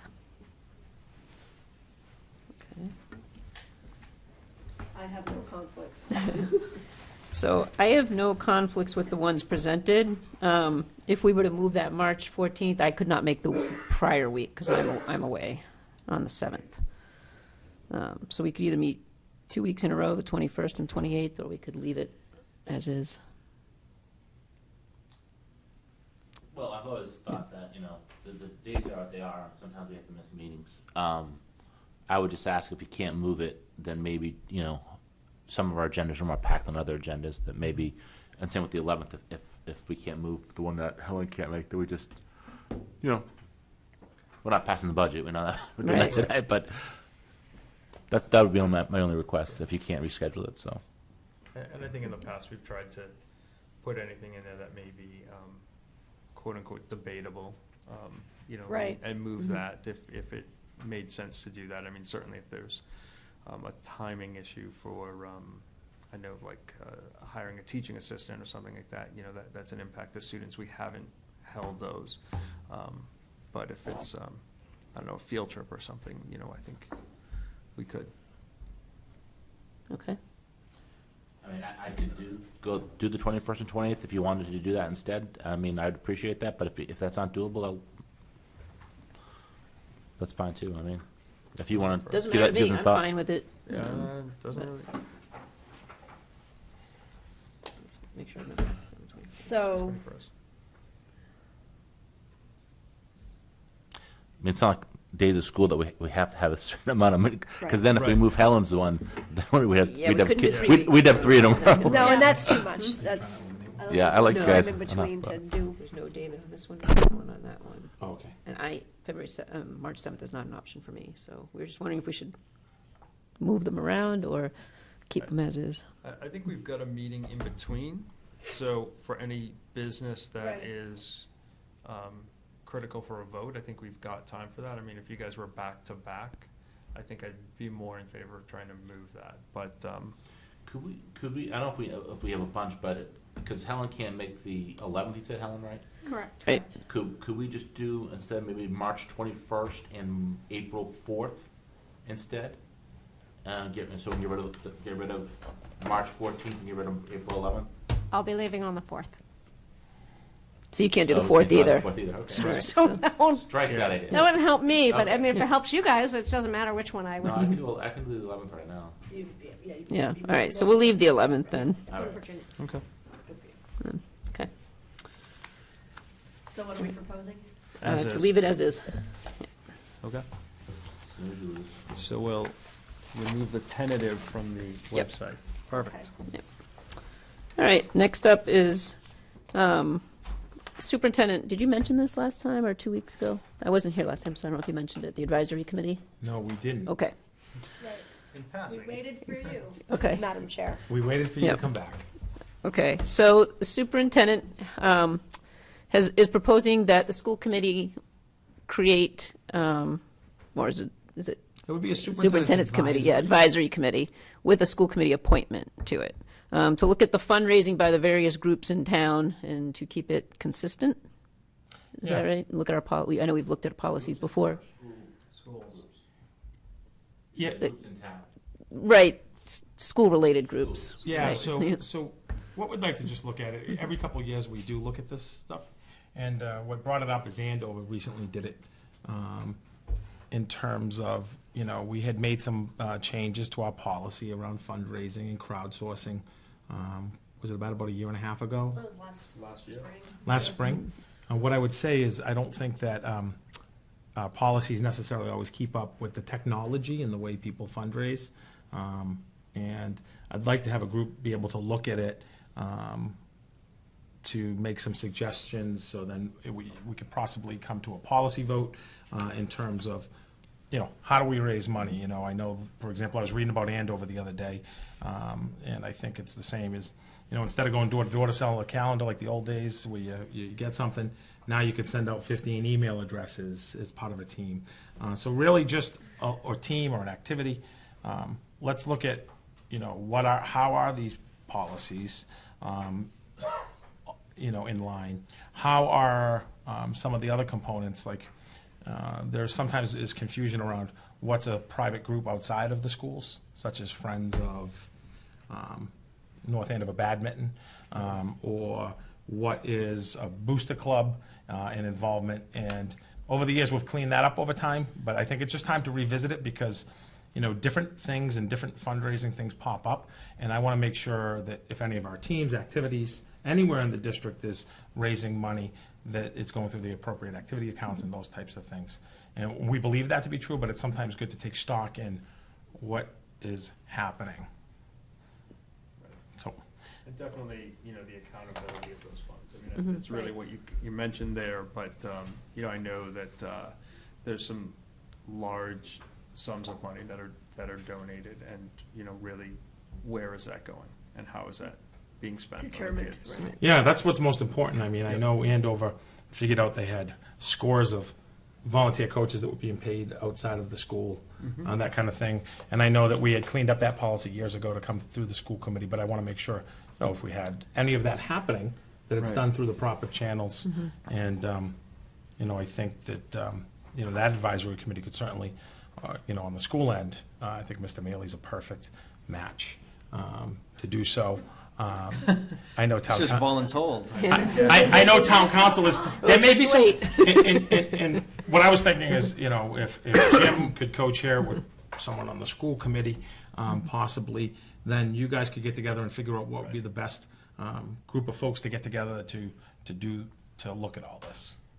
So, and just for clarity, this is a superintendent's committee, not a school committee subcommittee. Right. Yeah, it would just be an advisory Right. committee like we've done in the past. And would the advisory committee be expected to uncover things like outside groups funding coaches? How is the advisory committee supposed to find that out? So I think it's just a matter of saying, okay, what are our policies and what is the fundraising that takes place under the umbrella of North Andover itself? I think that it might provide some clarity around Friends of North Andover badminton or whatever else is involved. Is that a real thing? No, that's why he's using it. I mean, there's like those 5013C, C3. yeah, nonprofits. You know, I know that. But if they're not part of the schools, they're not following our policies, Right. our fundraising policies. That's what we want to find out. So we have the ability. I mean, certainly there can be a volunteer coach in any community, but as far as I'm aware, that those funds will always come through the school committee and then appropriated through the proper way. I think it's just time to take stock of. It's not just athletics; it could be just about anything. Just like we did a year and a half ago when the crowdsourcing type thing came up. We changed, and I just think that there's all sorts of different online stuff now that's replacing knocking door to door. I know that my son, he's he's not even in school teams yet. He's on all these other teams, and I must have like 5 fundraisers going at once. So you're looking at like not only PTOs, we look at like Friends of North End Football, North End Music Association. Right. We have no authority over them. I'm just saying if they're Just to understand. those are their own groups. Those are separate. But if anyone's donating money, I want to make sure it comes through the proper channels. Listen, when you say we have no authority to them, when we accept, if the PTOs or those other groups that I mentioned are spending that money on a school-related activity to support a trip or equipment or whatever, we have no say over that? No, once I'm sorry? Over a certain amount. I didn't hear what you said. Then don't they have to gift it to us? Yeah, well, yeah, exactly. I think so. Yeah, I'm not worried about that. I'm more so like, you know, what I saw in Andover, and Newt could speak to this, you ran into a school committee member. The traditional ways, David, of like knocking on a door and getting a $20 bill and getting a calendar for each day you get a deal, now involves, there's all sorts of sports teams, whether it's North End or anywhere else, that like go on to, I forget the name of one of them. I don't remember. You do email instead, like you provide 20 email addresses, and then those people are contacted and you can do whatever. I just want to make sure it complies with the policies we just put in place last year and make sure those are up to date. So it's really around what are our policies for fundraising with our teams. I know we have very clear, and Jim could speak to it, activities accounts. So, you know, things raised by particular teams then go through the school and the activity accounts. I just want to make sure that if they're fundraising, I think, Dave, we don't have, I mean, those are separate groups, but I just want to make sure it's really clear, like, what are our groups that are involved? We certainly know what activities we have and funding for the activity accounts, but I also want to make sure that any fundraising that teams do gets the appropriate approvals and that it's going through all the proper channels. And so it's not so much uncovering, it's a matter of like, let's take a look and understand where we are. We do it every few years, and I think it's important. That's a good one. Yeah, thanks. So if you're interested in serving on this in the role of school committee, please let me know. I have an idea in mind, but I'll wait to see if anybody is interested in really desiring to do it. Stipends committee, and they like knew a lot about all this kind of stuff. So I would be interested in it. That's good. Anybody else? All right, that is who I was thinking. Mr. McDevitt has the most knowledge around this subject and historical background, and I thank you. I appreciate that. Great. All right, so if you two could get together and figure out getting the appropriate folks in. I just got out of meetings with Jim.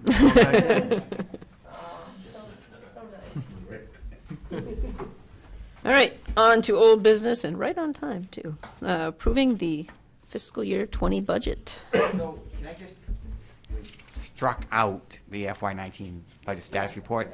The reason for that is you just signed the warrant, and this is a payroll week. By waiting until the next meeting, it allows me to match up completely with last year's report at the same time, which I like to do. So that's why we moved it to the next meeting. Great.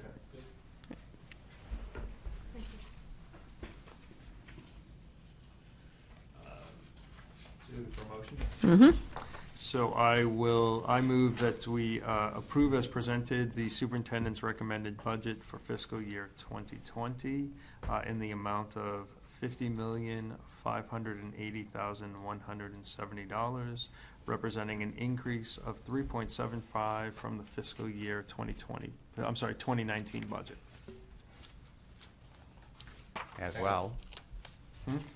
Second. Oh, we don't have that We in don't our have packet. that in our packet, yeah. As well as an increase of $120,000 to the operating expenses that will be covered by the town for the fiscal year 2020 budget only.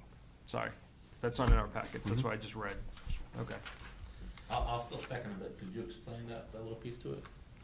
If you recall the asterisk we had showing that the $120,000, instead of being in our operating budget, in the budget, in the presentation, the town manager is covering the $120,000 for the coming year, and then we're going to assess that program, determine if it needs to be included in our budgets the following year, if it makes sense or not, and then we would have to include it in our budget. It's like a one-year bridge. And it came up at the FinCom meeting, and the same question was, well, why isn't it just in? And the reason is that they didn't want to increase our base, because then the base is there in perpetuity. He wants to cover it because we've made the case that it's worth looking at for one more year, but then if we want it in, we have to add it in for our FY21 request. So we have a motion by Mr. McDevitt, second by Mr. Treasy. Is there any discussion? All right. Mr. Treasy? Aye. Mr. McDevitt? Aye. Aye. And aye. 5-0.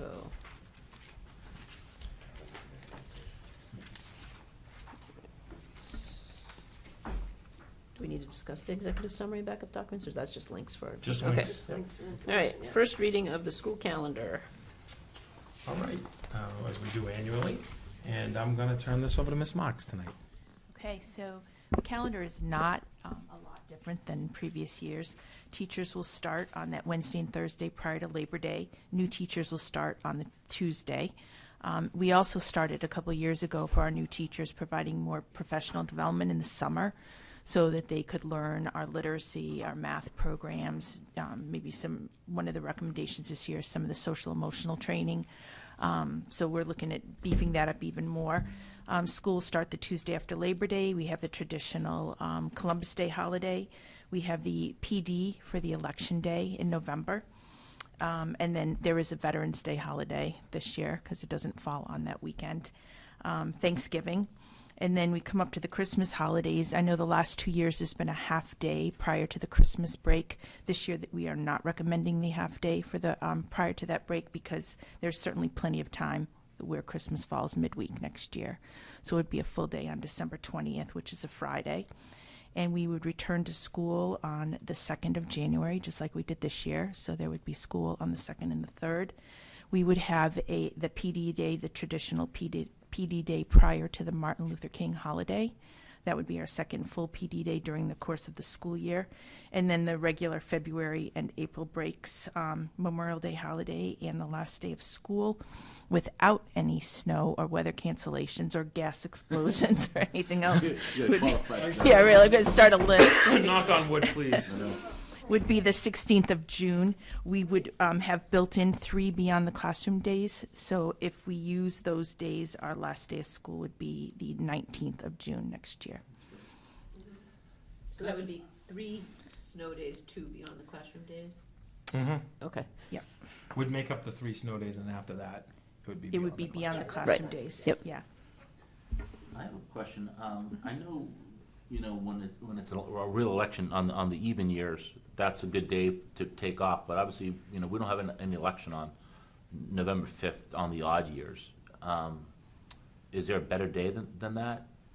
I had the same question because it's so close to Veterans Day. It's so close to Veterans Day as well, and it's also in the middle of the week. Right, the Tuesday. The Tuesday, does it have to be that day? I think it's great, again, when we have state and presidential elections on that day because it's mayhem at the high school.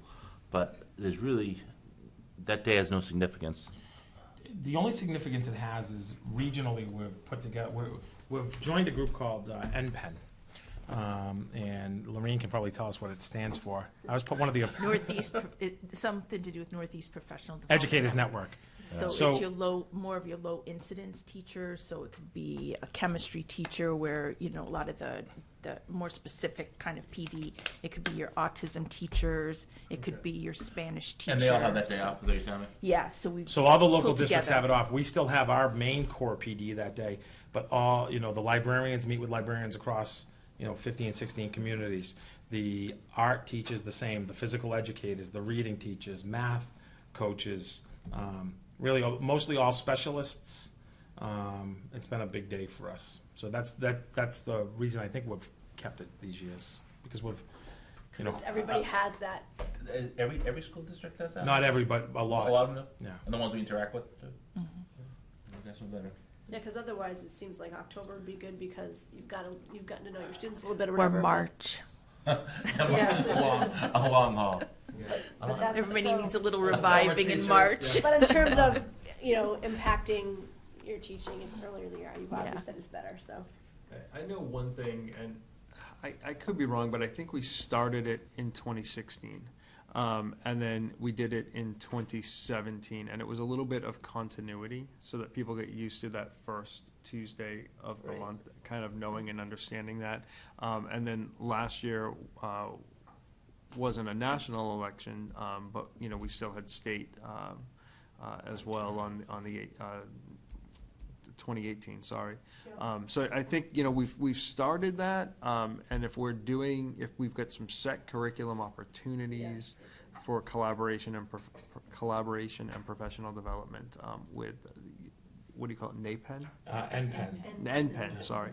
I just want to make everything North Andover. But North Andover Professional Education. That's right. Yeah. It's trademark it. I do like that. I do get worried about, the first week, of November, for example. It's 4 education days, then it's 4 education days, one full week then in it's November. 1 full week, and then we have 2.5 days. So that's a little bit, but we certainly can't change Veterans Day, and we can't change the election day either. Those are driven to us. It is beneficial at the high school. Even some of the years that aren't the big turnouts, I think we had a high turnout last year. Go ahead. Yeah, all the elections are. And it's just, for us, it's a lot easier in terms of then having enough parking for students and staff. Yep. And it's certainly, we're happy to accommodate, and we do sometimes have elections, we have with school in session, but it requires, we put on extra staff, the police put on extra staff, et cetera. And we only enter and exit through the gym and that type of thing, but it's more of a challenge. And then in terms of early release schedule, you would all apply that after the fact, right? Yeah, and we'll look to make the most sense out of that so that it's. That was going to be my next comment. Yeah. That it works. I think last year we had it pretty well set. I know there was one day that didn't make a lot of sense, and I can't remember why it was moved to that particular day. I think it was December. Yeah, it was Yeah, Early so release day and- early release day and on then Wednesday, half-day and then a too. half day on Friday, and then Christmas the break. holiday break, and that was Yeah, the half a day little might make aggressive. sense if it was like close to the national holiday. There's no need for on the half day, Friday, it didn't make but sense. having the That professional week, development right. day that week was a little crazy. We will definitely look at all of that. Yeah, And I know that's we don't yeah, I'd be vote on that, but we influence that. I'd be concerned about having a half day in the month of November. I think that would Right. be challenging. You know, I think You we, mean an early release day? That's Yeah, what I meant. early Sorry. release, yeah. yeah, and I think last year we avoided a few of those and we made Right. changes. Which is So- helpful. So I would, of course, ask this committee to list on our calendar that on October 14th, we would be celebrating Indigenous Peoples' Day / Columbus Day. And that's in line with the proclamation that the Board of Selectmen made last summer, and that was brought to you all, and that we heard a couple of people speak to tonight. We've gotten some emails from folks that are interested in that. The main reason is that when we name things and when we have words, they make a difference and they're important. We all know the Nina, the Pinta, and the Santa Maria, but very few of us know the Pennacook, the Wabanaki, and Roger. And those are in our curriculum standards from the state at all levels, elementary, middle, and high school. So it's an opportunity to really talk about Indigenous peoples and their contributions of the past, of the present, and into the future. And how does the town recognize it? Do you know how So the town I don't know awards that it? it's on their calendar yet. I will look, but I would say Indigenous Peoples' Day / Columbus Day. Indigenous peoples were here first. Madam Chair, just as a point of order, I understand Ms. Beckard feels very strongly about this, but in my opinion, renaming a holiday is kind of beyond the scope of what we're doing here today. We're just accepting the calendar, and I think that if she wants to have that conversation, we have to properly notice it. I mean, obviously, a couple people who knew about it, actually, I think just one testified, and Representative Gucci did too, but there might be people who have strong feelings on both sides that want to come talk to us about it. So I don't think it's proper for us to talk about it now.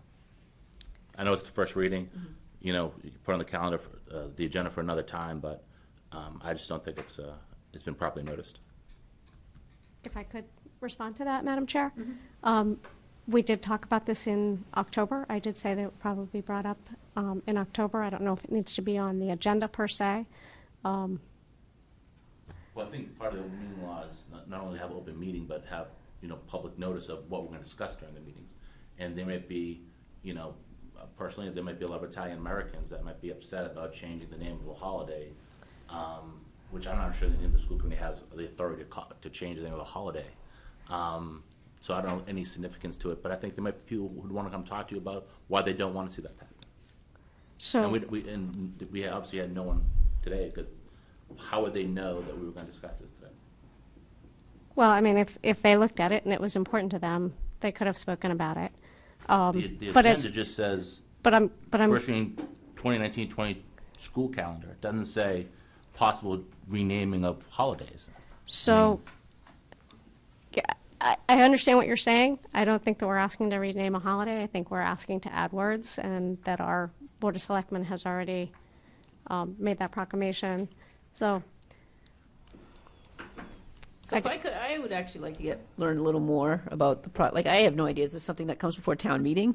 Or to David's point, are we even allowed to do that? I know the selectmen did the proclamation, and I need to find out more from them if they actually, like you said, we don't know of a town calendar. How is it referred to in the town? I have a lot of questions around that, but I personally have no problem with it. So first reading, I think Yep. there's some questions we need to get answered. Any other comments on the school calendar? Well, just to clarify, so if we're voting on this next time, are we voting on the dates and the renaming, or are we separating That's those two what I don't. things? Or That's what I don't know. just- I don't have enough information as to if that's sorry. something that we can do. Okay. Or if, David makes a good point that the public should have notice and we should have a hearing about it. Well, Maybe. I mean, normally, if Ms. Beckard wanted to rename it, she'd obviously make a motion to rename the date. But again, I don't know what significance. I mean, Do we want to start renaming other holidays? I mean, do we have the authority to do that? I don't know. I mean, I don't. If we want to burden our town council with this, but you know. I don't mind asking, sending her an email or asking.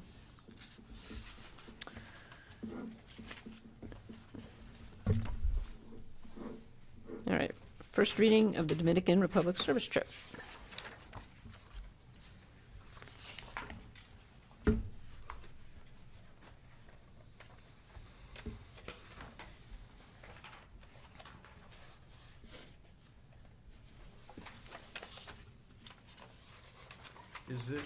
This is the same organization that they used Mhm. before? Mm-hmm. Okay, all right, I Yeah. thought it was, I just wanted to.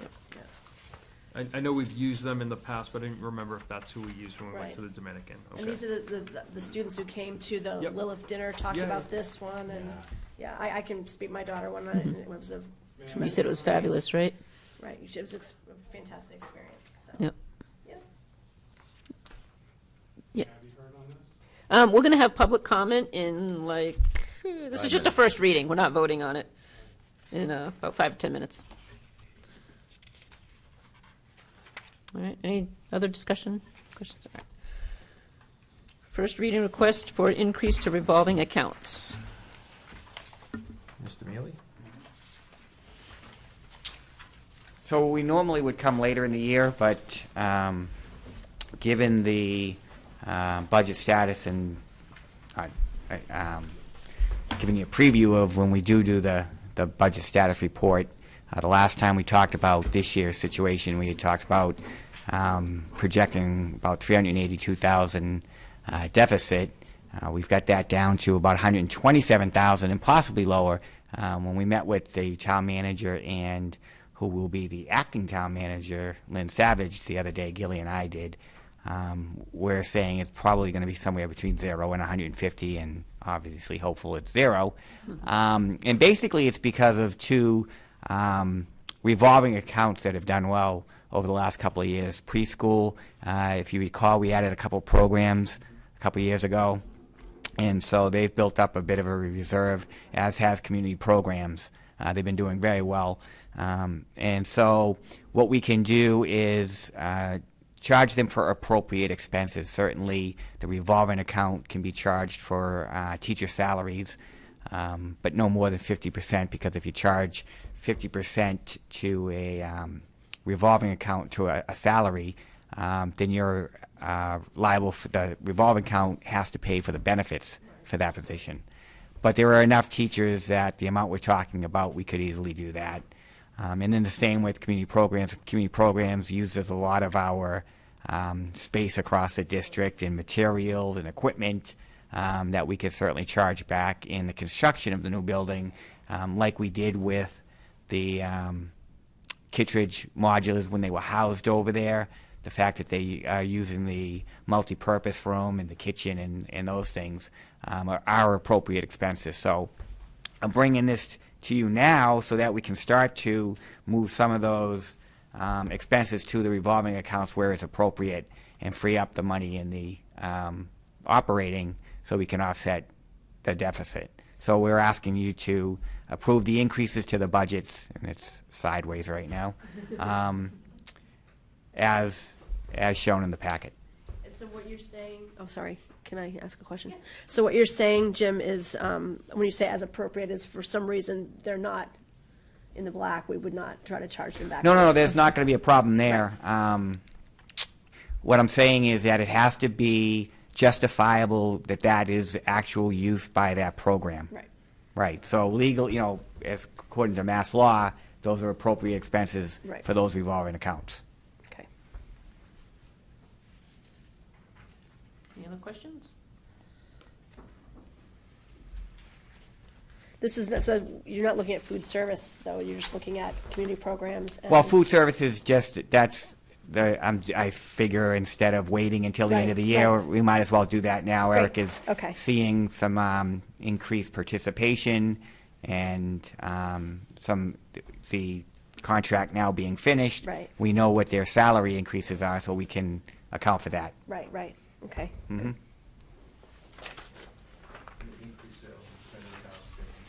I heard that. All right. First reading of our memorandum of understanding with the town community support coordinator. For those who don't know, the town appointed a community psychologist support coordinator. Her name's Deanna Cruz, and she's been dynamite. She's worked very closely with me on a couple different cases with some folks in town that needed support, particularly around Columbia Gas. She was instrumental with Dr. Pote and some of the other things. And simply put, we want to be able to work with her a little more closely, much like we had a memorandum with the Youth Services and Rick Gorman. So we asked Town Council to draft something very similar, so we have the ability to work more closely and get people who need services. Maybe it's just optics, but I'm curious to know why it's going through just the town manager and not through the Board of Selectmen, especially in light of the fact that the town manager is leaving in a couple of weeks. I just want to know if this has been run by the Board of Selectmen, has appeared on their agenda, and I think it's great we should do it, but I think for, if it's for optics' sakes, I would love to see our 5 names there and their 5 names there. Yeah, I could ask Suzanne. I mean, I think this is how we've always done them, because that person reports to the town manager, not the Board of Selectmen. But we can certainly ask Suzanne. Okay. Any other comments or questions? Well, why would we need to sign it then, and why wouldn't you just be able to sign it? Because it's between the school committee. I know what it says, but.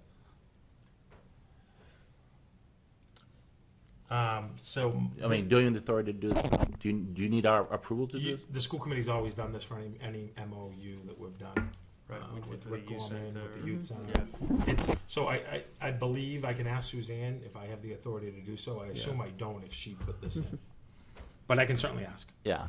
I mean, and respectfully, we've always done it that way. Argument's not always good enough. Again, it could just be optics. I just, knowing that we have a new town manager who's going to come on board, I think it'd be good to have the Board of Selectmen do it, in my opinion. We can certainly ask. And I'll certainly remind Bev at home. Bev, can we remember to ask this one? Because I am meeting with Councilor Egan tomorrow for my weekly meeting. So. All right. Anything else on that? All right. And the approval of the Cafeteria Staff Association contract. You definitely have the honors for this. I know. Jim or Mr. McDevitt? Yeah.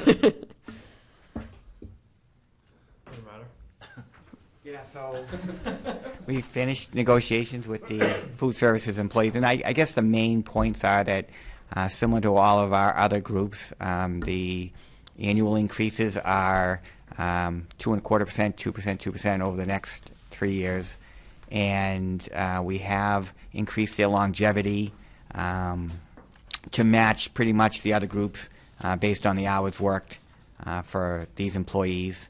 And we also tied the lowest paid employees so that there's not a continuing gap between them and the position above them, so that it's a set amount going forward. And so that you don't see that gap increase from the bottom to the next level. And then some other small things regarding their options for uniforms and the amount that they get for functions when they do the functions. It used to be tied to a rate, but that differs by employee. So we set it at a set rate of $35 per hour. Those are the main points. That was it. I mean, there was some. I think the only other kind of big change there, not even that big, but we had a little bit of a stipend for the van driver, just from a coordination perspective, being able to get in touch with that person as they traveled from school to school.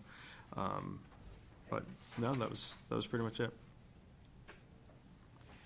Thank you for your work on this. Yeah, they were great to work with. I want to reiterate my thanks to Andrew, especially. I mean, I think we've all served in these subcommittees, and I've found serving on the union negotiation ones tend to be the most stressful. I mean, people see us here, we're here every other week for a couple hours, but I mean, the weeks and months you put into these contracts and negotiations, it's a lot of time. So thanks on this one, and obviously that we've all gone through with other union deliberations, but thanks for your time you put into this.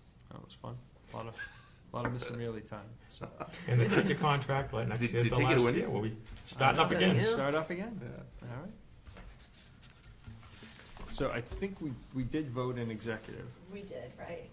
Oh, okay. But- No, I don't think we did vote. We're not, let's vote. I'm not Yeah, we did, but then we were We vote here we also, approved it, I yeah, thought, we gotta right? vote publicly. We held the public vote because you weren't. 'Cause you weren't so here. we wanted to have all 5. That's So right. so we could vote on it tonight. Right. You know, it's- Yes. Right. We did not vote on that. Great.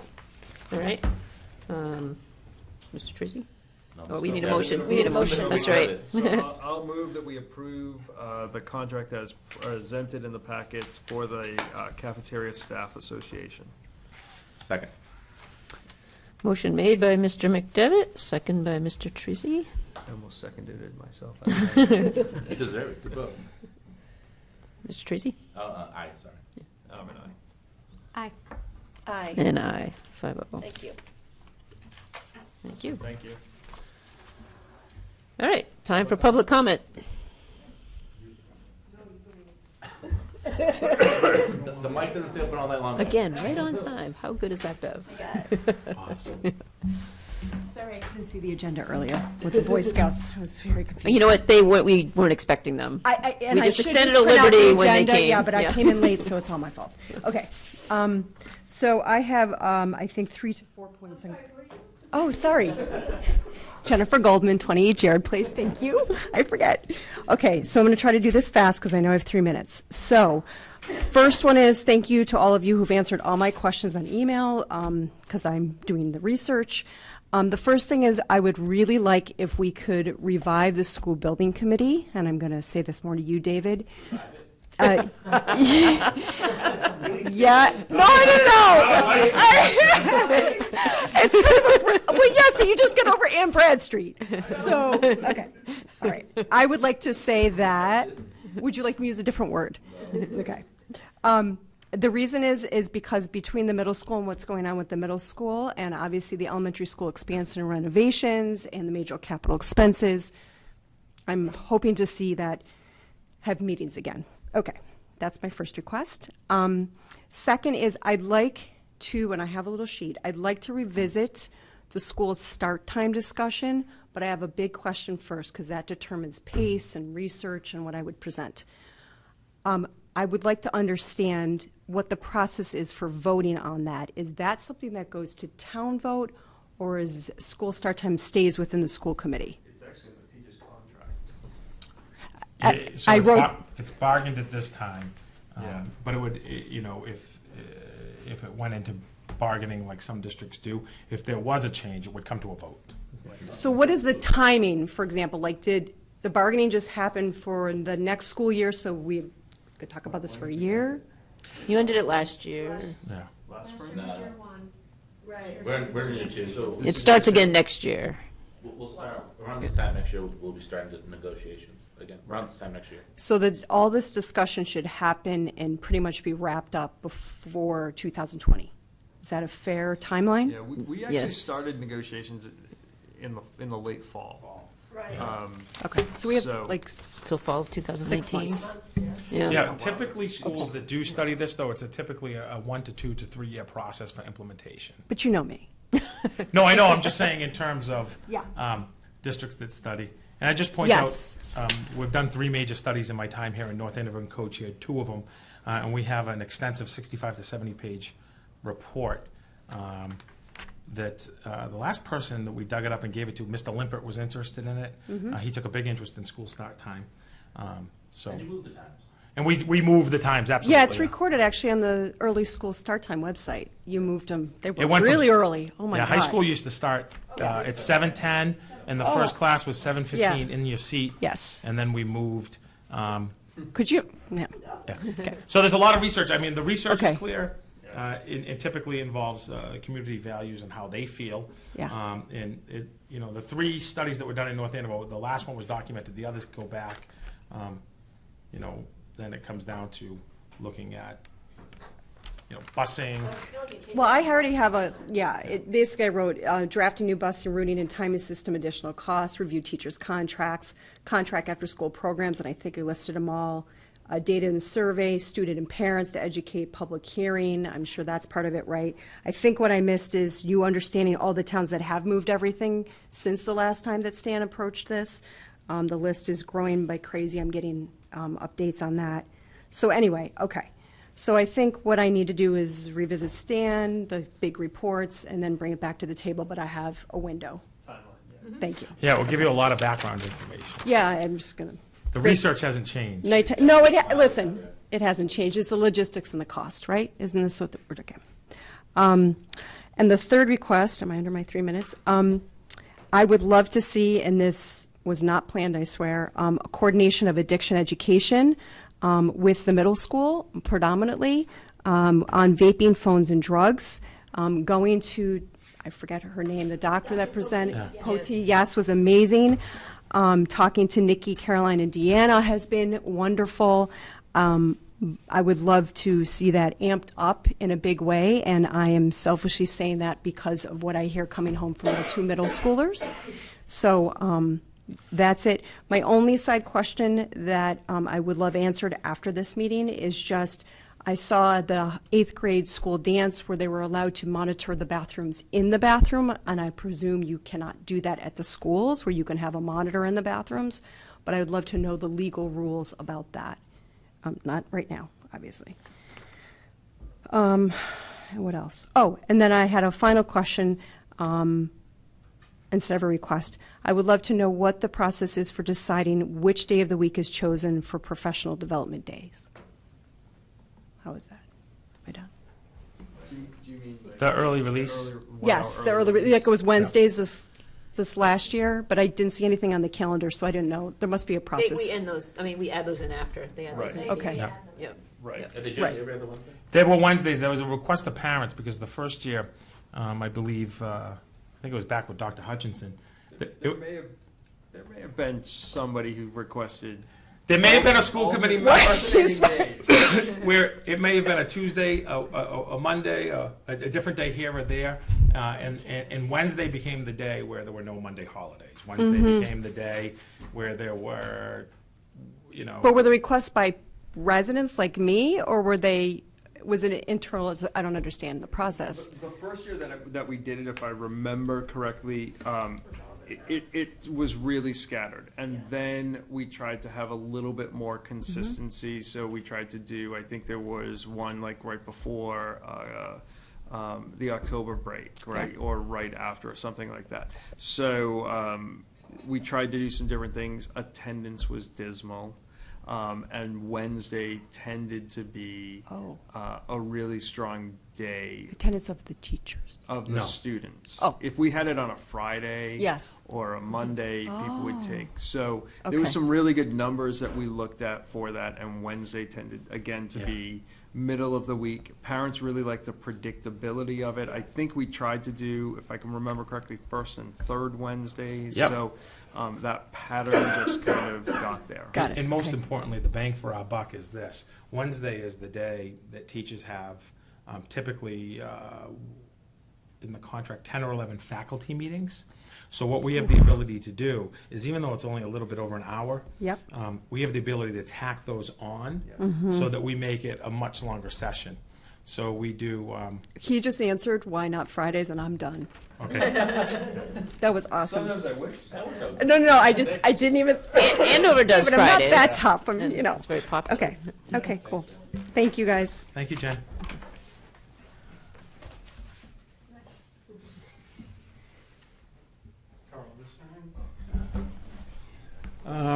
Regarding the school start time, I submitted some information during that discussion just to the school committee, and I think it was related directly to what you were talking about. There were lots of studies about physical education being used to increase performance right before kids' most difficult or problem courses. And another thing that went along with that, with the physical education, was eliminating the regular physical education and just changing it into an aerobic gym class. And there's some school districts that have had some phenomenal success with that. And I think I presented information about that and something else, and it was both small and large districts, so it seemed like it would easily apply to our district. Regarding the Cambridge Institute, do you need to see anything on that? Okay. Yeah, what is the, why do we enter into that agreement? I'm not sure I understand it. Why was it initially entered? Yeah, yeah. At the time, it was an opportunity, and if I can recall correctly, because I was here. You were here. I was here. Yep. What was it? It provided a couple opportunities. It provided an opportunity for kids from other parts of the world to come to our school district, and then also with the increase in EL students that we had, the Cambridge Institute had, they handled all of the aspects of everything, and we handled the schooling, and they paid us a per pupil cost of $12,000. Right. We always had the J1, and we had foreign exchange programs. The big difference with the Cambridge is that allowed the F1, which gave them permission to grant degrees here, which is a huge step, and I think an odd one to take for a public institution, because now you're in direct competition with all the private schools around. So I kind of didn't understand it. It seemed like we were doing it for the money. It didn't seem like we were doing it for the education exchange, because we're not sending kids there. Where in the exchange program, we normally would be. So I did not understand the reasoning behind it. I can remember at the time, I mean, there was a lot of interest in having students come to the United States. And that's what was part of what precipitated that. It wasn't an exchange program. Right. Yeah, and I think the big benefit for them was preparation for college. Mm-hmm. Yeah. Which then puts them in direct competition with all of our public students, school students. So I didn't understand it. I'm not sure that economically it worked out for the town, because while it is a little bit over our tuition cost, I think if you take we're at about 4,806 students right now. Is that Approximately. being reported? Close? For the October 1 enrollment. So I averaged it out to be like $10,525. So, we'd be picking up $1,476 or something like that. But we're not factoring in, our taxes get split two ways. There's part goes to the town, part goes to the school, and that whole other side is kind of neglected. So I just thought it was an interesting from the financial side too. So there were two. Financially, those students do not cost us anywhere near $10,000, and they provide a lot of the services that they need. Cambridge does. So they don't cost us much at all. So financially, there is a benefit. It comes directly to the school department. And then we also thought we'd be benefiting from the diversity that they would be adding to the school. Yeah, and then I've heard the other arguments where they end up slowing up classes. And I know the Cambridge Institute's supposed to try to help make up part of that. I can tell you that Gilly and I met with the students who were here, and they were not slowing up any classes at all. These are students that were probably in competition to go to places like University of Peking that admit 1 in 10,000 top students. And so we weren't taking students who didn't speak proficient English. What's the neighboring community policy that we vote down every year? School choice. School choice. Yeah. So that to me that seemed like an interesting. It's like, well, we're not allowing our neighbors to come in, but we're allowing Chinese to come in or foreign. So it just didn't seem, the two didn't seem to reconcile, not with our raise policy. So I didn't understand it from that aspect either. Thank you. Something to think about. Regarding the EF tour, I had a completely different, unfortunate situation with that. I brought information about EF tours because if you go on their website and look, they have all kinds of incentives for teachers to do these tours. They give a free trip. If you get another teacher to sign up, you get $1,000. Those are all in violation of our state ethics laws. And I believe those things did occur in the past. And I believe they were kind of swept under the rug because when I called and asked, I asked one question. It took me about 3 Google searches when I started looking into the trip, and I found the teacher ethics laws. And we had never filed teacher ethics paperwork ever. And I came to this body because I felt like it was important to have that information here. You get most of the information, but not all of it, and you don't get the timing that's built into those forms. So there's one that's required before the trip's planned, and then there's a second form that's supposed to be submitted before the trip occurs, and big part of that is tracking the money and where the money goes. And in the past, I think money ended up in some accounts that it shouldn't have, and after my query, supposedly the money was taken out of those accounts and put into school accounts. So I was told by Dr. Price that there is an agreement with EF Tours now so that no money can flow back to the wrong accounts. And I don't know if that's true. I don't know if that's not true, but that seems like an interesting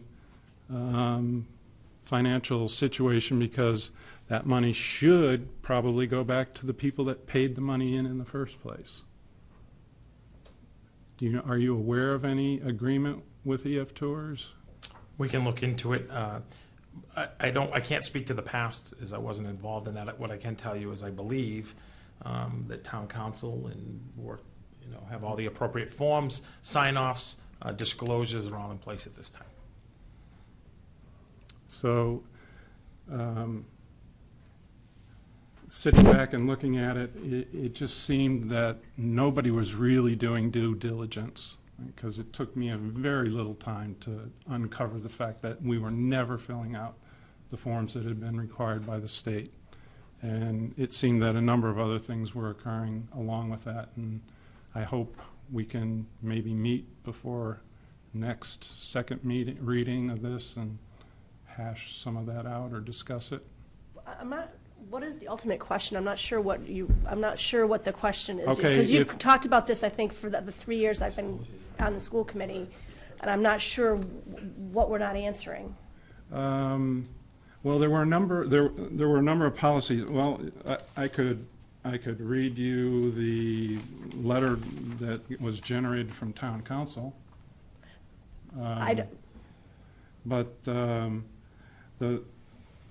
Initially, part of the problem was that the state ethics forms just weren't being filled out. And nobody knew that. Nobody recognized it. I recognized it. I called. I asked. They said, "Are you filling out the forms?" They took that to be a request for the forms, and then eventually I got the letter from town council, and in the interim, nobody called me to ask me, what it was I wanted to know or what I was looking for. All I asked was if they were filing the forms, and I ended up getting the letter directly from town council, and then things just went downhill with Dr. Price from there on out because she thought I was trying to sabotage some trip or something. But what I really think was, what I was trying to warn was that if teachers are getting paid $1,000, then they could be in big trouble with the state ethics board. If they're accepting trips, which I was shown photos of, that they were given for free, that was paid for by these parents, then they could be in trouble for those trips. And there were numerous other things that went along with it. We've always heard that all these trips have gone off with no problem. On that particular trip, 2 kids were bitten by a stray dog. So there's been numerous problems. The benefit of the tour, I'm not sure was really worth the money. I mean, it was certainly a fun trip. You know, they went whitewater rafting, they went surfing, they did visit a museum, and they did spend an hour or 2 at the school. But was it truly, you know, what it was written out to be? I don't know. I have a good friend that's a high school teacher, and she wouldn't send her kids on the trip. That's the choice. Thank you very much. Did I Any final- answer enough Yes. there, I think? Okay. Any final comments from the committee? I actually had one Boy Scout related thing that it was a Boy Scout night. I actually had the pleasure of meeting with Pack 89, Arrow of Light Den number 1 at the Franklin School earlier this week, who is also working on their community leaders information. And I think they've met with in the Selectmen's room with Selectman Chairwoman Keene, and it was very fun. And so I was honored to be asked to meet with them. So the Boy Scouts are busy right now. So I wanted to thank them for that. Ms. Picard? I don't have anything. I mean, I've gone to some great events here in town. I'm really excited about it. Robotics, the BRC is energetic and booming. You know, a room full of exciting people. We'll also with- have a table at the health fair next yeah, Tuesday. you know, so it's good to be in town. I'll just put out one final plug for Understanding Our Differences. We have some great programs coming up next week and the week after, and we're desperately in need of volunteers.